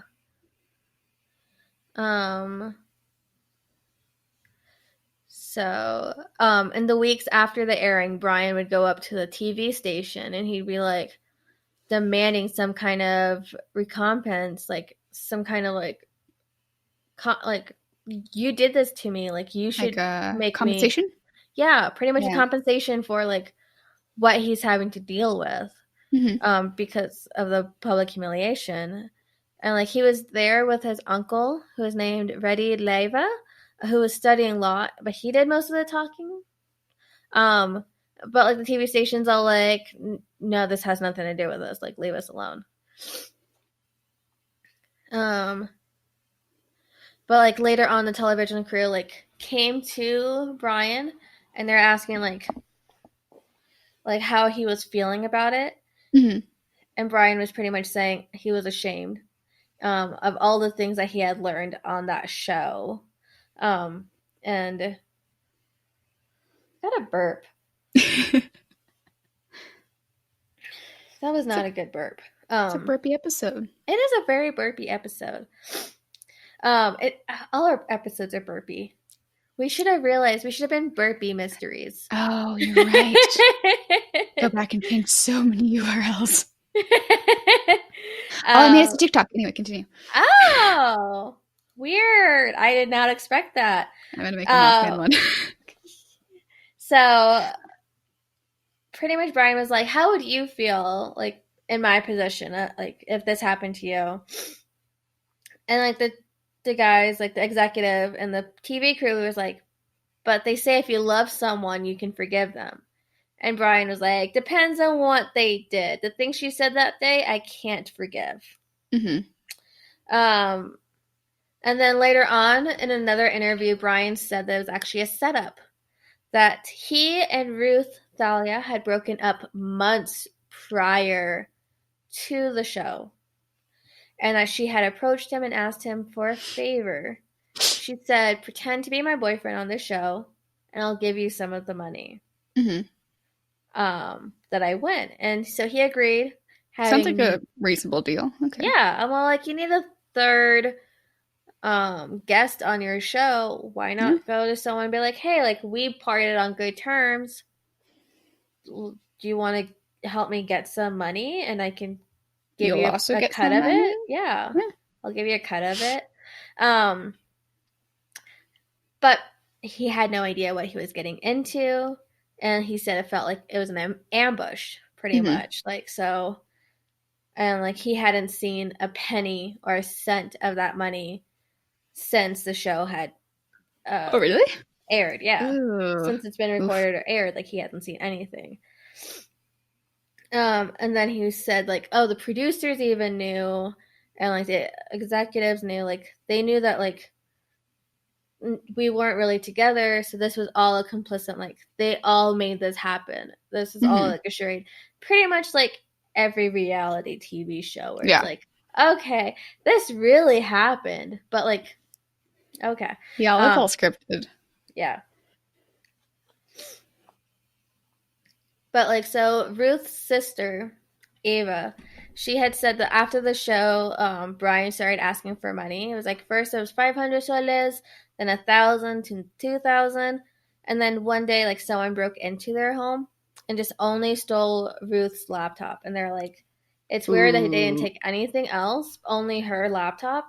And a lot of them, yeah, it's very suspicious. They all think it was him, but I don't know. Because they filed a police report, but nothing really happened with that because this is sadly Peru. But I'll go into that later. Mm-hmm. So pretty much September 12th, 2012, Leoncio and Vilma wake up and they realize that their daughter hasn't come home. Oh no. They're like, that's really weird. She is not the kind of person to just stay out all night without notifying us. Yeah. So they called Ava, their other daughter, to see if like they can contact some of their friends, see like where she was last seen and what's going on. Mm-hmm. Ava was out of town, but she was able to reach some friends. There was a young man that said that the night before, as she left the university, she had gotten a call from Brian. And then, so Vilma went straight to Brian's house and was all like, where is my daughter? Like, what's going on? Like, give me my daughter back. And like, Brian was all like, I don't know what's going on. Like, he like just left that situation. But so pretty much the sad thing is, if you're poor in Peru, there's not really much that the authorities are going to do on your side. Oh. So like they put in a report for it, but the police were very slow to react and actually like do anything on this. So what a lot of people would do if they have a situation similar to this, or if they're like needing a lot of money and like they have a child that needs all these medical things going on, like any sort of situation, they would go to television stations. Oh, they're gonna say the mob. I'm like, is this a mob episode? I wish that'd be so good. No, the thing Mafia is, fan fiction. Bring it back. one day, um, no, but so like in front of the television stations, there'd be these giant walls, and there'd be guards, and they're just like protecting the Mhm. entrance. And all of these people on one side, there would be um, younger people waiting to see their idols, waiting to be on like an extra on a show or in the audience of a game Mhm. show, trying to just get a glimpse of that kind of, Yeah. wanting to have that little light of that limelight. On the other side, there'd be the older people putting up papers like against like what is it called, like the Double mirror? yeah, like the mirrored Two-way glass. mirror? Two-way mirror, I Yeah, think. Yeah. where like you can't see that you can see. Yeah, they like put up like pictures and like documents and stuff and be like, this is my situation, like help us. So they would like be begging and trying to get someone on a TV network to be like, we'll talk about your story on our show, because that was the Oh, best way to wow. actually get exposure and to get help, Oh was to my go through god. television stations. That's sad, like, smart also? I'm trying to think how to word it. Yeah. Yeah, it's sad, Really sad, like, yeah. but it works to an extent. Mhm. Um, so Lenocio, he was fortunate because he was able to talk to a producer from Beto's morning news show, which was Oh. called Abre los Ojos, which means open your eyes. He promised to get them on the air the next day to publicize their plight, but the next morning at 5 a.m., their phone rings and they're like, sorry, we the appearance of your story was canceled, and they're gonna like call later and like when they have a chance to actually put their story in, but they never got a call. Huh. Okay. Yeah. Hi, Moo. Um. So then 3 days had passed. They haven't heard anything. So the police haven't done anything. Vilma and Leoncio, they both went out every morning asking for help at all of the television stations in Lima with no results. Um, though the thing is, during the first couple days they were doing that, they kept out a very vital part of the information about it. Was that their missing daughter was the famous Ruth Thalia, who was on the show. Wait, They were just all like, my daughter is why? missing. They, they didn't think about it at that time. They were just like, they're like, my daughter went missing and no one's doing anything about it. And Mhm. that's a big enough trauma that you're like, oh my gosh, like, I can't believe this is happening. But the day that, but like, sadly, the thing is, that story is so similar to everyone else. Other people's stories are also begging to have their stories heard. No one's really giving them that chance Yeah. until their third day going out to the radio stations. Because then Vilma finally shared that piece of information with someone, the security guard at a TV station called ATV. Mhm. They said, she was like, my daughter, she was the girl from El Valor de la Verdad. And then right away, he went to get a cameraman, like Oh, immediately. wow. Like this is That a was the magic story. Yeah, word. it's like Yeah. she's the famous one that like first episode, first like yeah, like they were like, we have to get on this story. Um, so that night, 3 days after her disappearance, the case was finally mentioned for the first time on national television. Um, and they were like, finally, we can find out what's going to happen, because now that it's on television, It's gonna get people are that going to be paying attention. attention. Yeah, people are going to be paying attention to this. We're going to get other people to want to like find out what's happening. The authorities are going to finally put their asses to work, you know? Yeah. Like the important stuff. Yeah. Sadly, though. Uh-oh. Uh-oh. So, ATV, when they introduced Ruth Thalia, they didn't introduce her as the girl from El Valor de la Verdad. They Mm-hmm. called her the prostitute from the Oh, show. fuck that. Right? I'm a And I'm fight like, some people. that's just, Mm-mm. Mm-mm. yeah, so That makes me mad. it it was heartbreaking. And it was heartbreaking for like her parents to hear that too. Um but now that the story is out though, every television station is out trying to get a glimpse of this story. Mm-hmm. They are going into her neighborhood, taking videos of like the dirt path roads, of like the dogs around, like the stray dogs, like everything in the like the neighborhood. Um, but ATV, since the family went to them, they got like all of the exclusive rights to like show what the family is going through. So there was Uh-huh. not a single day that they did not have a cameraman at their home recording what they were Oh, going through. wow. It's crazy how like it's Like not that. even like involved, but like how like obsessive like the Yeah. media is for a story that they don't even care for your boundaries of it, but they just like they need to get right like the first Like that reaction, the first scoop, first that first, yeah, yeah. they need to get like they need to be right Mm-hmm. there and like right then and there like for every moment for that Mm-hmm. story. Yeah. Um let's see. Um where am I? Because I'm like I skipped so many things. Because I'm like I've read this story so many times. Let's see. Fair, fair, fair, fair, fair, fair, fair. So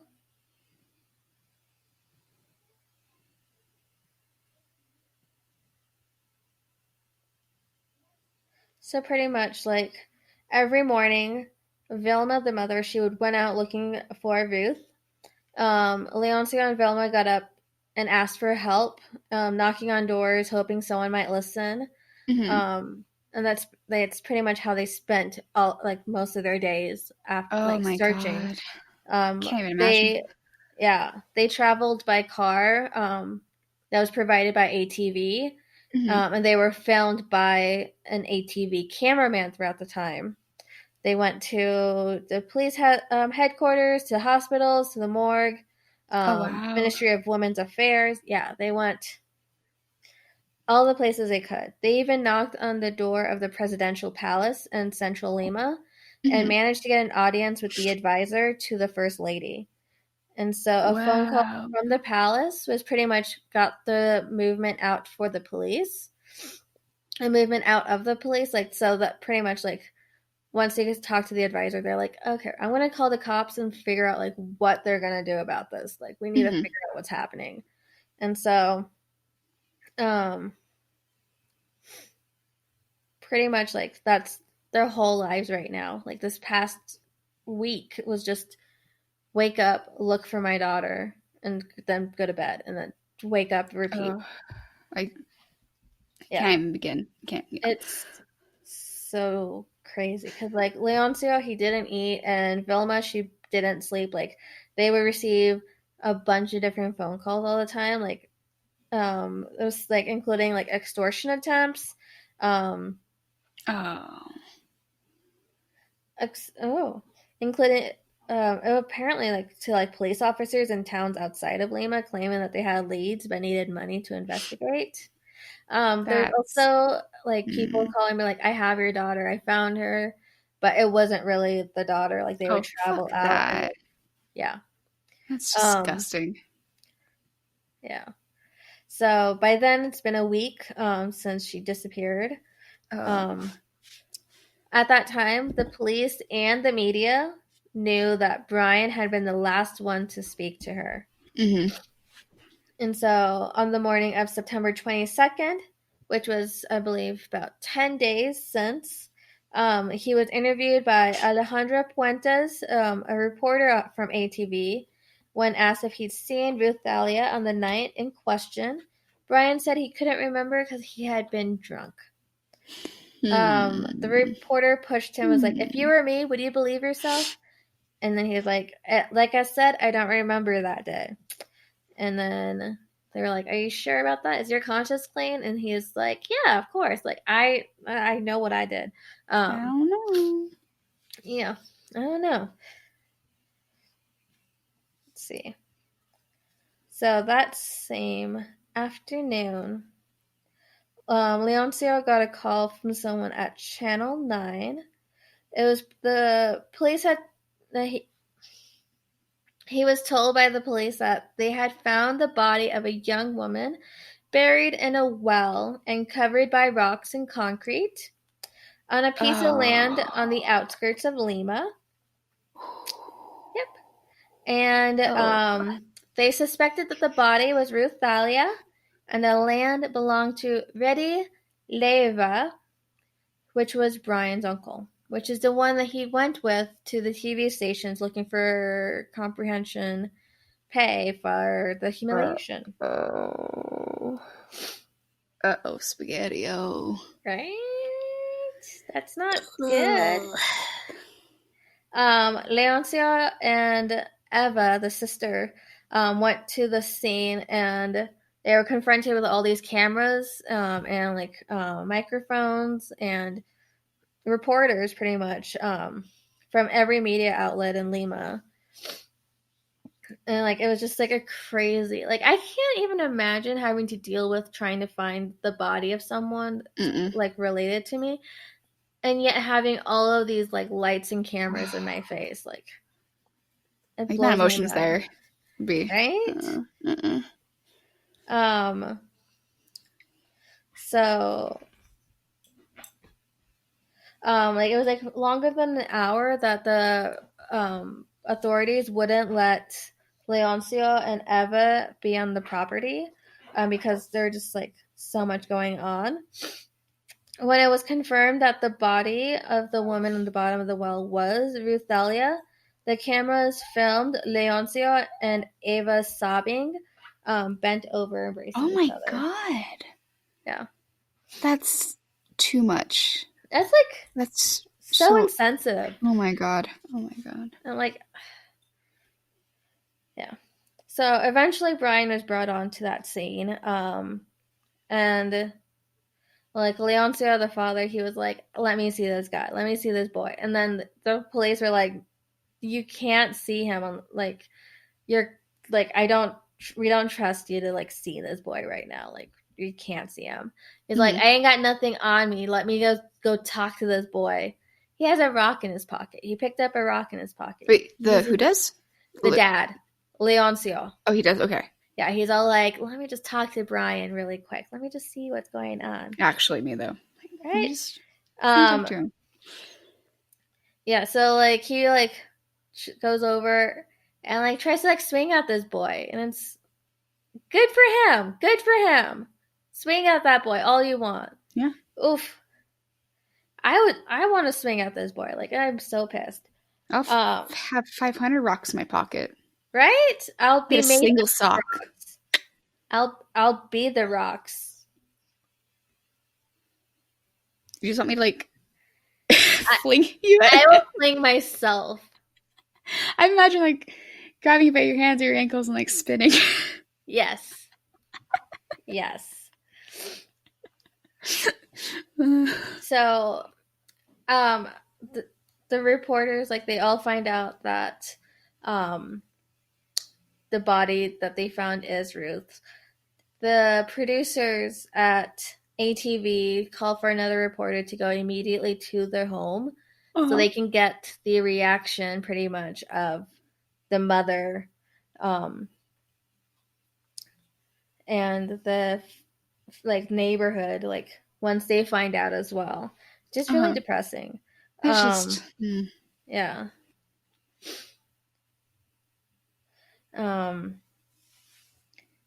I just want to say, like, at least like the reporter who did end up going in there, she's like, I had to quit because like this is just too rough. Like, I can't do this kind of stuff. Oh, Like, it's so insensitive, respect for her. All right. right? But like, pretty much were like lighting candles and just saying like, um, they're like bring like saying their condolences for it because like there's not much you can do in a situation like Mm-mm. that. It's really not. Yeah. Um. Yeah. Which is sad because like like they did air a part of like the reaction of the mother, even though you can't see her because she locked herself in a room once they were like, we found a girl, and she just didn't want to believe it was Ruth. Mm-hmm. But they filmed and aired part of that, and it's just so eerie. Like I can't. That's. I don't like that. I don't like that. Yeah.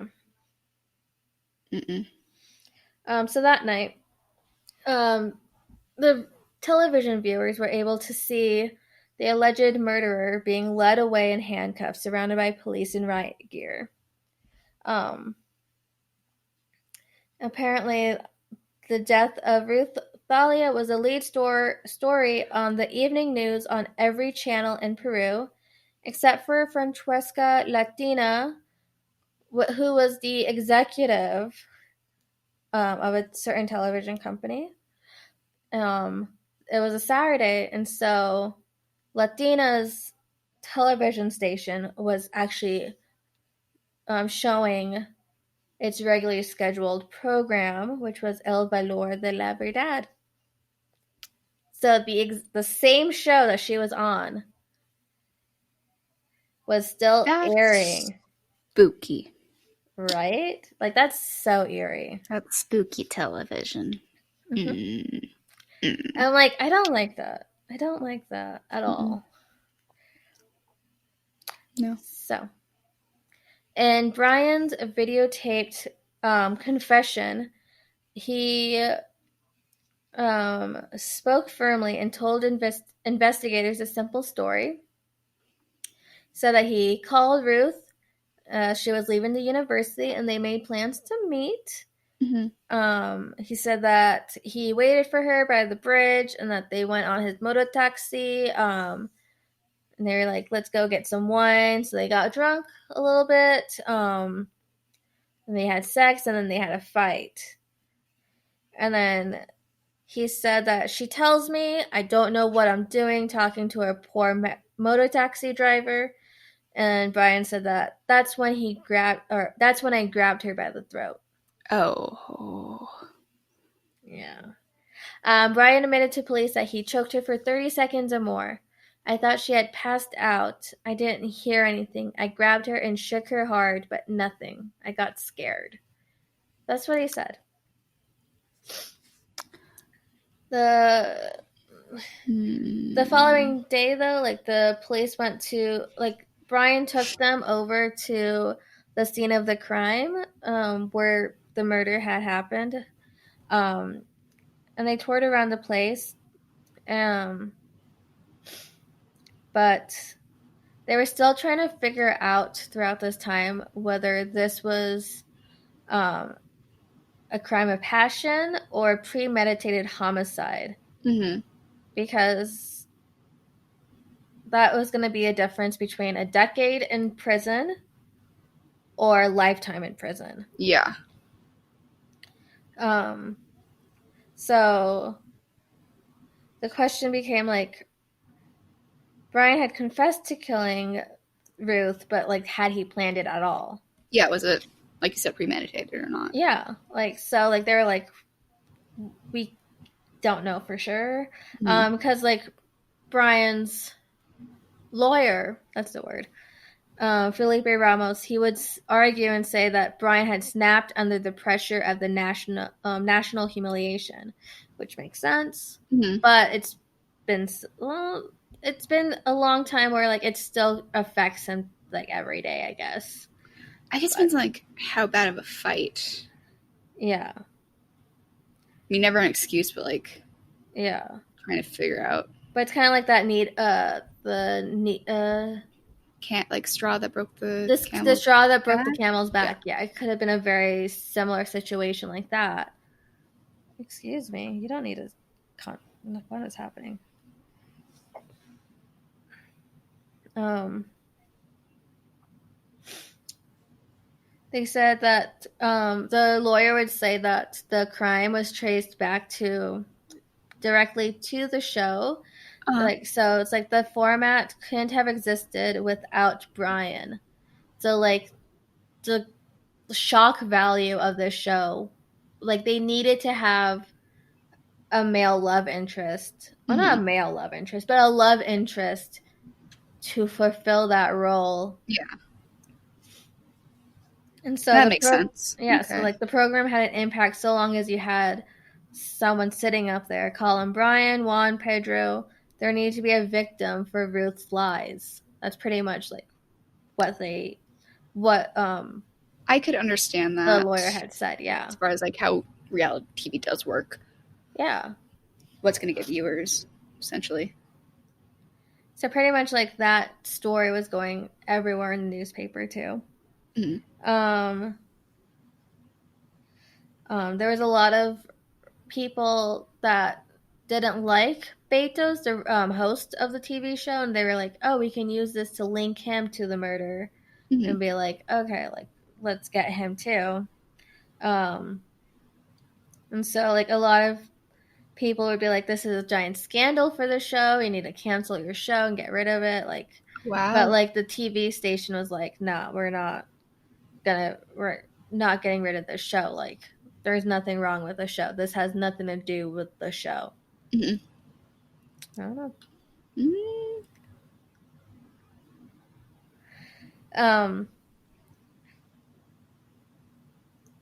So like, let's see. This stuff about Betos doesn't matter anymore. I don't care about him.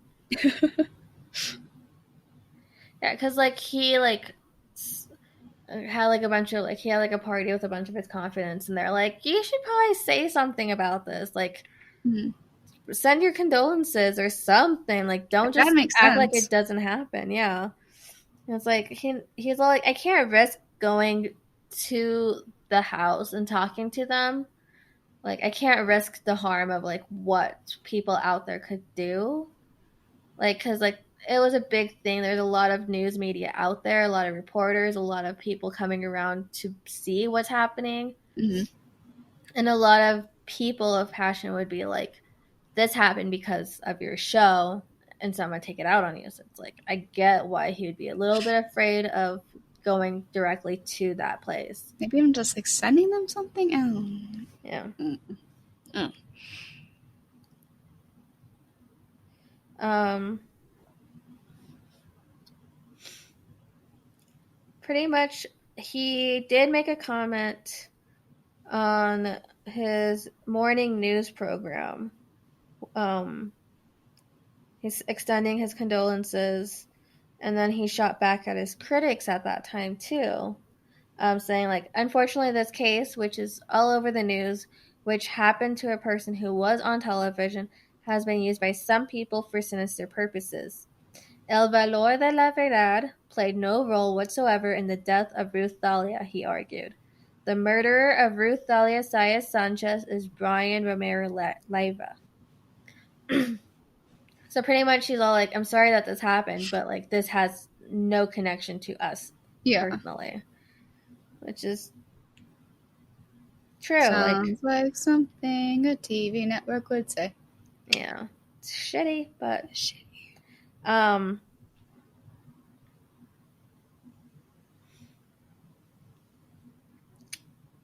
to remember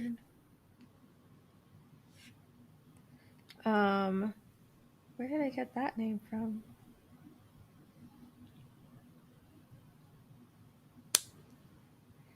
I'm sorry. I'm like, all these names all get mixed up. You're good.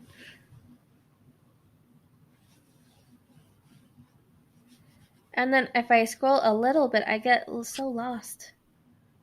It's a tiny font. It's so tiny. It's got a squint. Yeah. Point of view. You are the phone.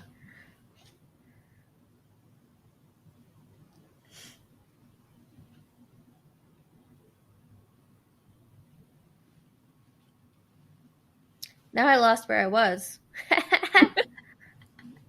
Buddy, I feel you. I understand. So pretty much, from what I can remember of the story, after Betos made that comment about like the show had nothing to do with the murder, Not us.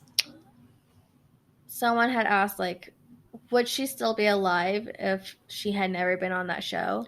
That's what I was wondering. Someone, and I can't remember who it was, but they had said like, absolutely, like most definitely, like she would still be alive if this had never happened. Like I would think so. If David had, or not David, if Brian, if Brian had never been humiliated like that, if she had never been on that show, she most likely still be alive.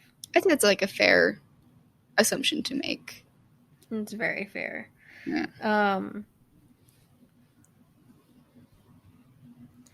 So in court,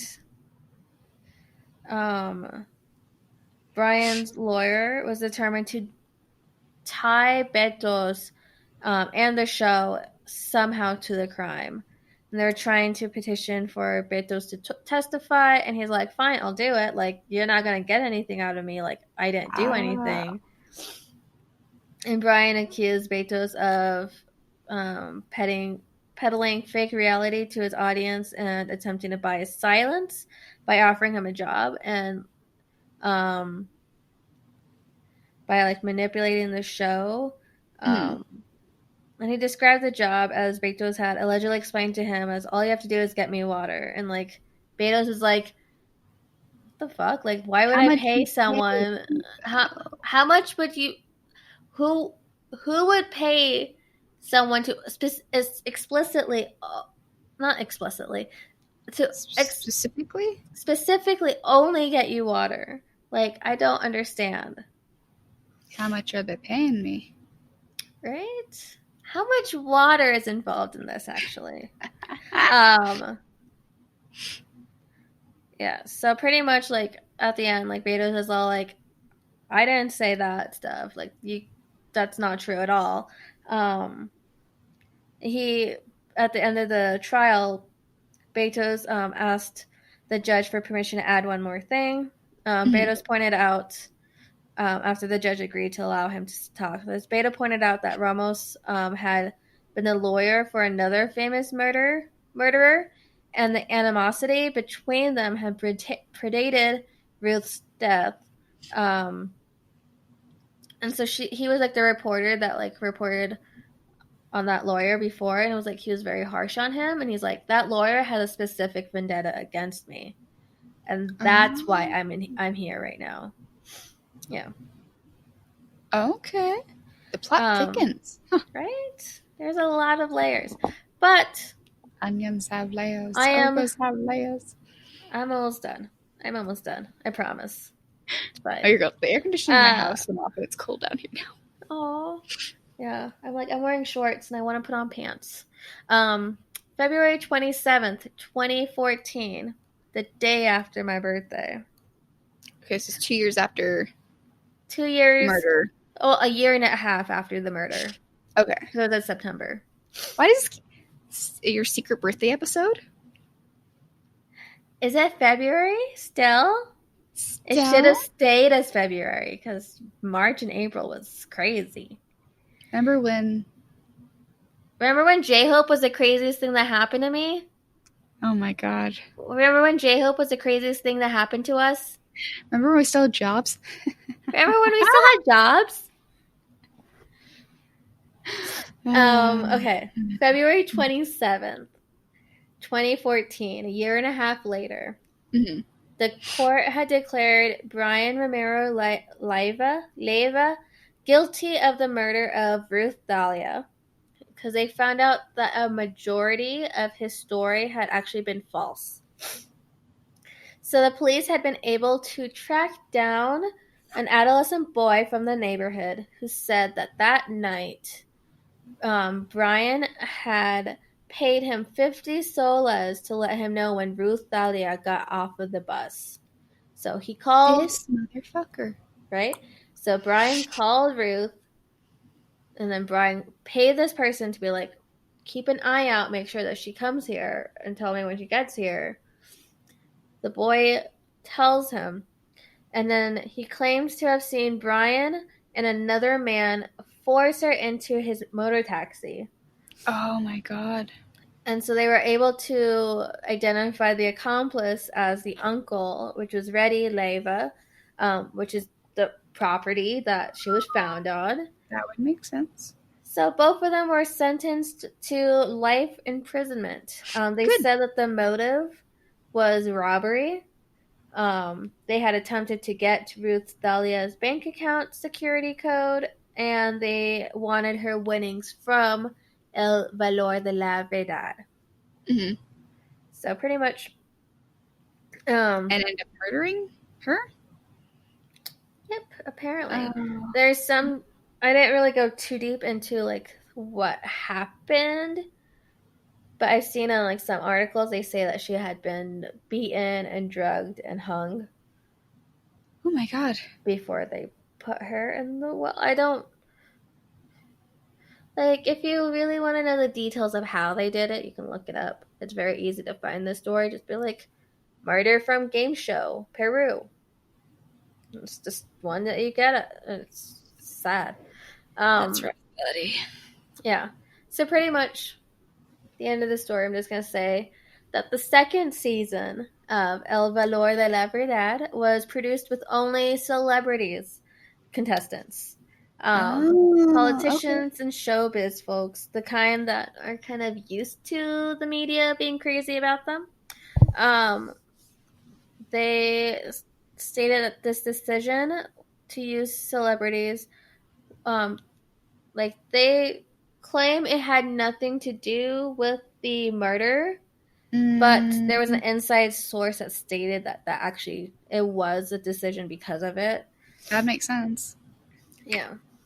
But yeah, so that is pretty much the story of Ruth Thalia That's so Sayas sad. Sanchez.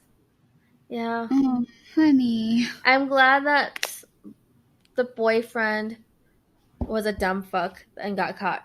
Yeah. I'm glad justice was served. It just. Yeah.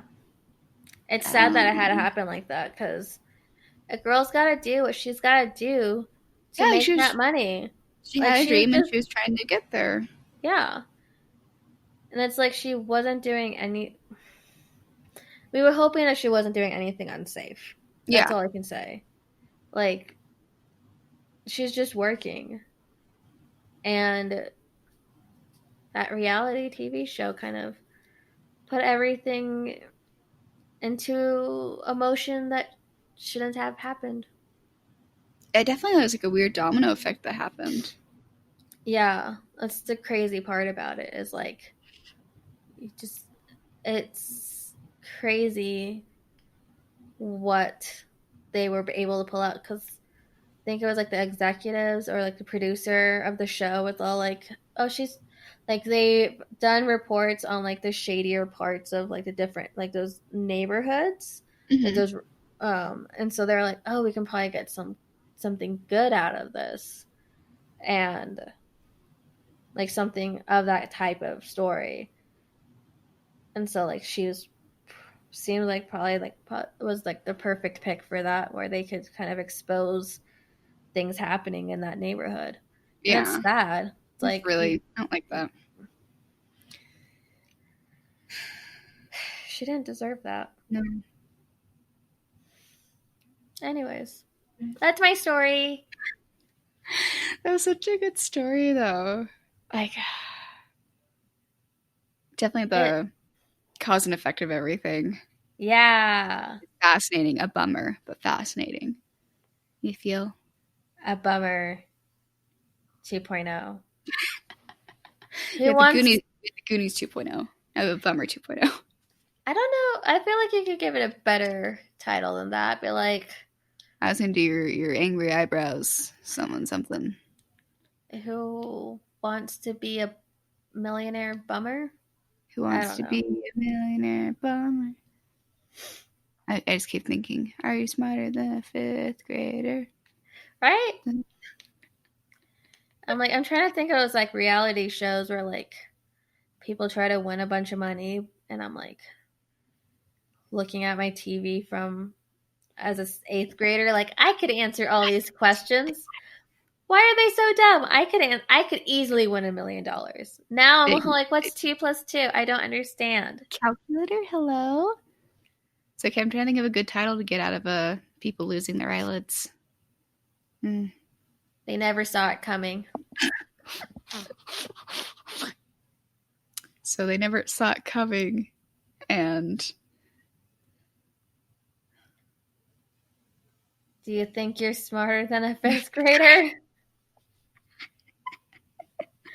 I hate this. I love it though. I wish we had more jokes throughout this.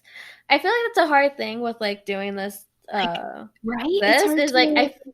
I feel bad if I interrupt you and you're in a flow and then it lags and then you're like mid sentence saying something instead of being all like, "Bitch, I can actually put my hand over your mouth and make you stop talking for a second." You know? I feel like this is gonna be a weird time capsule of episodes. Yeah. Where The like quarantines. if someone the quarantines. This is our mini series within our podcast of being quarantined. Imagine if you're someone you listen to the podcast, you're like, man, you should check this out. Just Skip the quarantines. quarantine episodes, can skip those. Don't skip them though. They're so good. We worked hard on our notes. Yeah. At least you worked hard on your notes. Thank you. I can't say the same for me because I never work hard. I'm excited. This episode we release next week will be the first one with the little video. With the video! That's going to be exciting. I gotta figure that out. Oh. Because I just realized, like, we're drinking alcohol and smoking on camera. That might be against some terms of agreements, their terms of service. I think alcohol should be fine. I think Jules should be fine, right? I don't know. Wait, I'm gonna look up really fast. Can you Jewel on YouTube? Yeah, I don't know for sure if you can show smoking on YouTube. You might have to like censor me out the whole time. Censor like this part of my face. Can you Jewel? I'm sorry. Oh, can you Jewel on Twitch, TikTok, antibiotics? YouTube.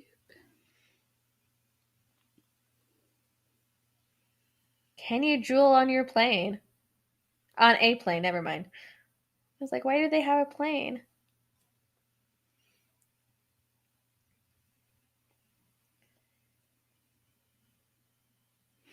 Well, there's videos of people smoking jewels on YouTube. I see so many, so I should be fine. YouTube video. Don't smoke and don't drink. Drink responsibly. Responsibly. And I only smoke because I was a terrible person with a bad habit. Don't do it. Don't be like me. It's like, I think we're probably fine. Yeah. It's not like we're going to get monetized or anything. One day. Remember Patreon? Man. Patreon, that was an idea. Yeah. Remember when we were going to film our Patreon video and it never happened because quarantine? We were close. We were very close. We had everything figured out. Maybe this will give us more time to plan out fun Patreon stuff. Yeah. Like we have stickers. And what else? Oh, I think it'd still be fun. Like, need to figure out an alternative for Zoom. Oh, for like live chatting? Yeah. Do fun like little tarot hangout. Something. I wonder if we could do something on Instagram. So I think I was trying to figure that out because I think like if you have your phone, you can film yourself. Yeah, and then we can have a dual camera. Like you can add someone to your Instagram live and they're Yeah. live too. Yeah. A lot of celebrities are doing it. Let's just do that. Let me figure it out if I can do that. Do you think anyone would want to go on my Instagram live right now on my Would you guys account? wanna hang out with us? Maybe? Pretty please? We're Let's fun, I see. promise. We're fun, I swear. We can watch BuzzFeed Unsolved and we can do tarot. Right? Oof, I don't like my face. Me too, buddy. Right. I like your face. It's the I think your face is better. Let's see. you're lucky we're in quarantine. Despite you 40 minutes away. Do it. Oh, song request. Yeah, song recommendation. You almost had it this time. Let's see. Oh, fuck, I'm now live. Okay, let's see. Add a guest. Okay, wait, let's see. My song. When you go live with someone, anyone can watch their live videos to be able to watch it too. Go. See. Fuck this. Add a guest. When you go live with someone, anyone can watch their live videos to be able to watch it. I don't like that. Fuck this. Oh shit! We can do this. I feel like you know the Facebook moms that don't quite know how to. They don't know how to face. How do you do this? What is going on? I'm sorry to those here. We're trying to figure out podcast stuff, and so we'd like to start doing this. If you guys want to, be fun to do some tarot card stuff. Yeah. It's weird hearing you on here. This is too meta for me because we're recording right now. Okay, so I think we'll end this live video. Okay. Now we know. Now we know we can do it. Now we can do it. Sweet. All right. I think I just exit here, right? Sure. All right. Let's see. I ended that. I like. Was it your friend? I think so. Lovely, darling, Dyotlov. I don't know who that is. I don't want that. Get out of my face. So let's see. So I don't think it doesn't save to your story. Okay.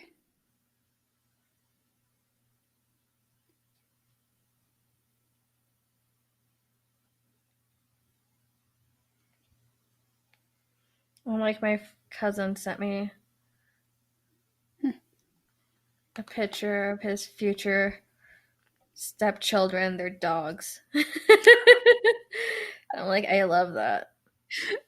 Sweet. It's cool to know that. Now I know how to do that. Like, I didn't save that. I should have saved it. But it's fine. What we can do before is we can do like a little ask us some questions and then answer the questions. That'd be fun. Okay. So, song recommendations. We are still on that. The Night at the Opera by Queen. I panicked. That's a good one. Where is my Spotify? Where you go? Where you go? Where you go? I don't know how to work this thing. What's a song I haven't already put? You can do "Spit It Out" by Solar from Mamamoo. "Spit It Out" by Solar. Okay. She's from Mamamoo. This is her solo song. It's so good. You got it. I'll share it to you on a thing. Groups? I have groups? Ooh. What is this?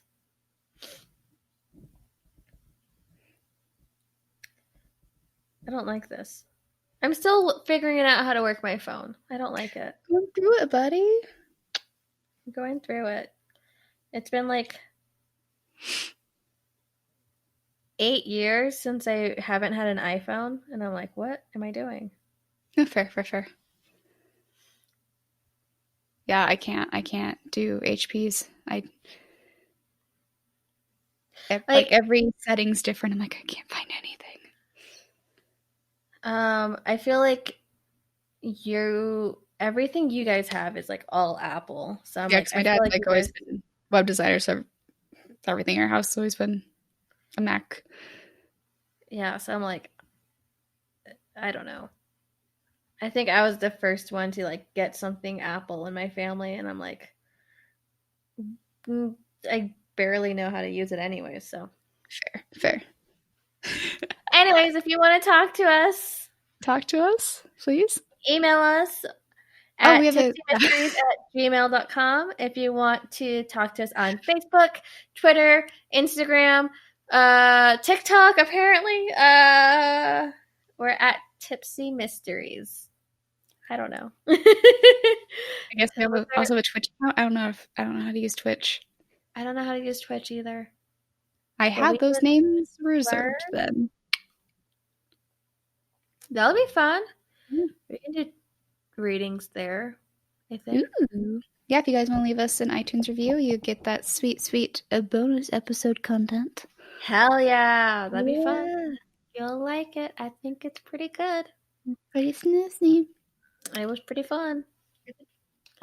I think that's it from us. You got any parting words of advice, buddy?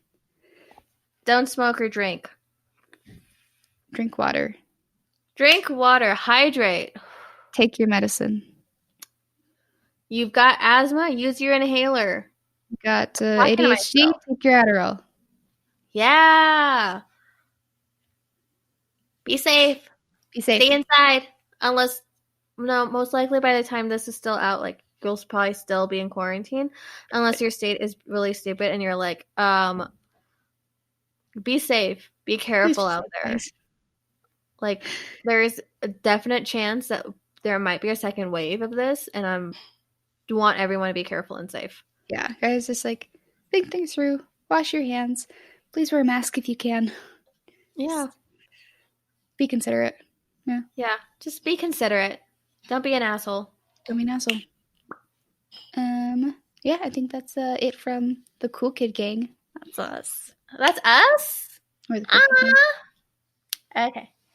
Bye. So, we'll talk to you guys later. Yeah. Bye. Bye.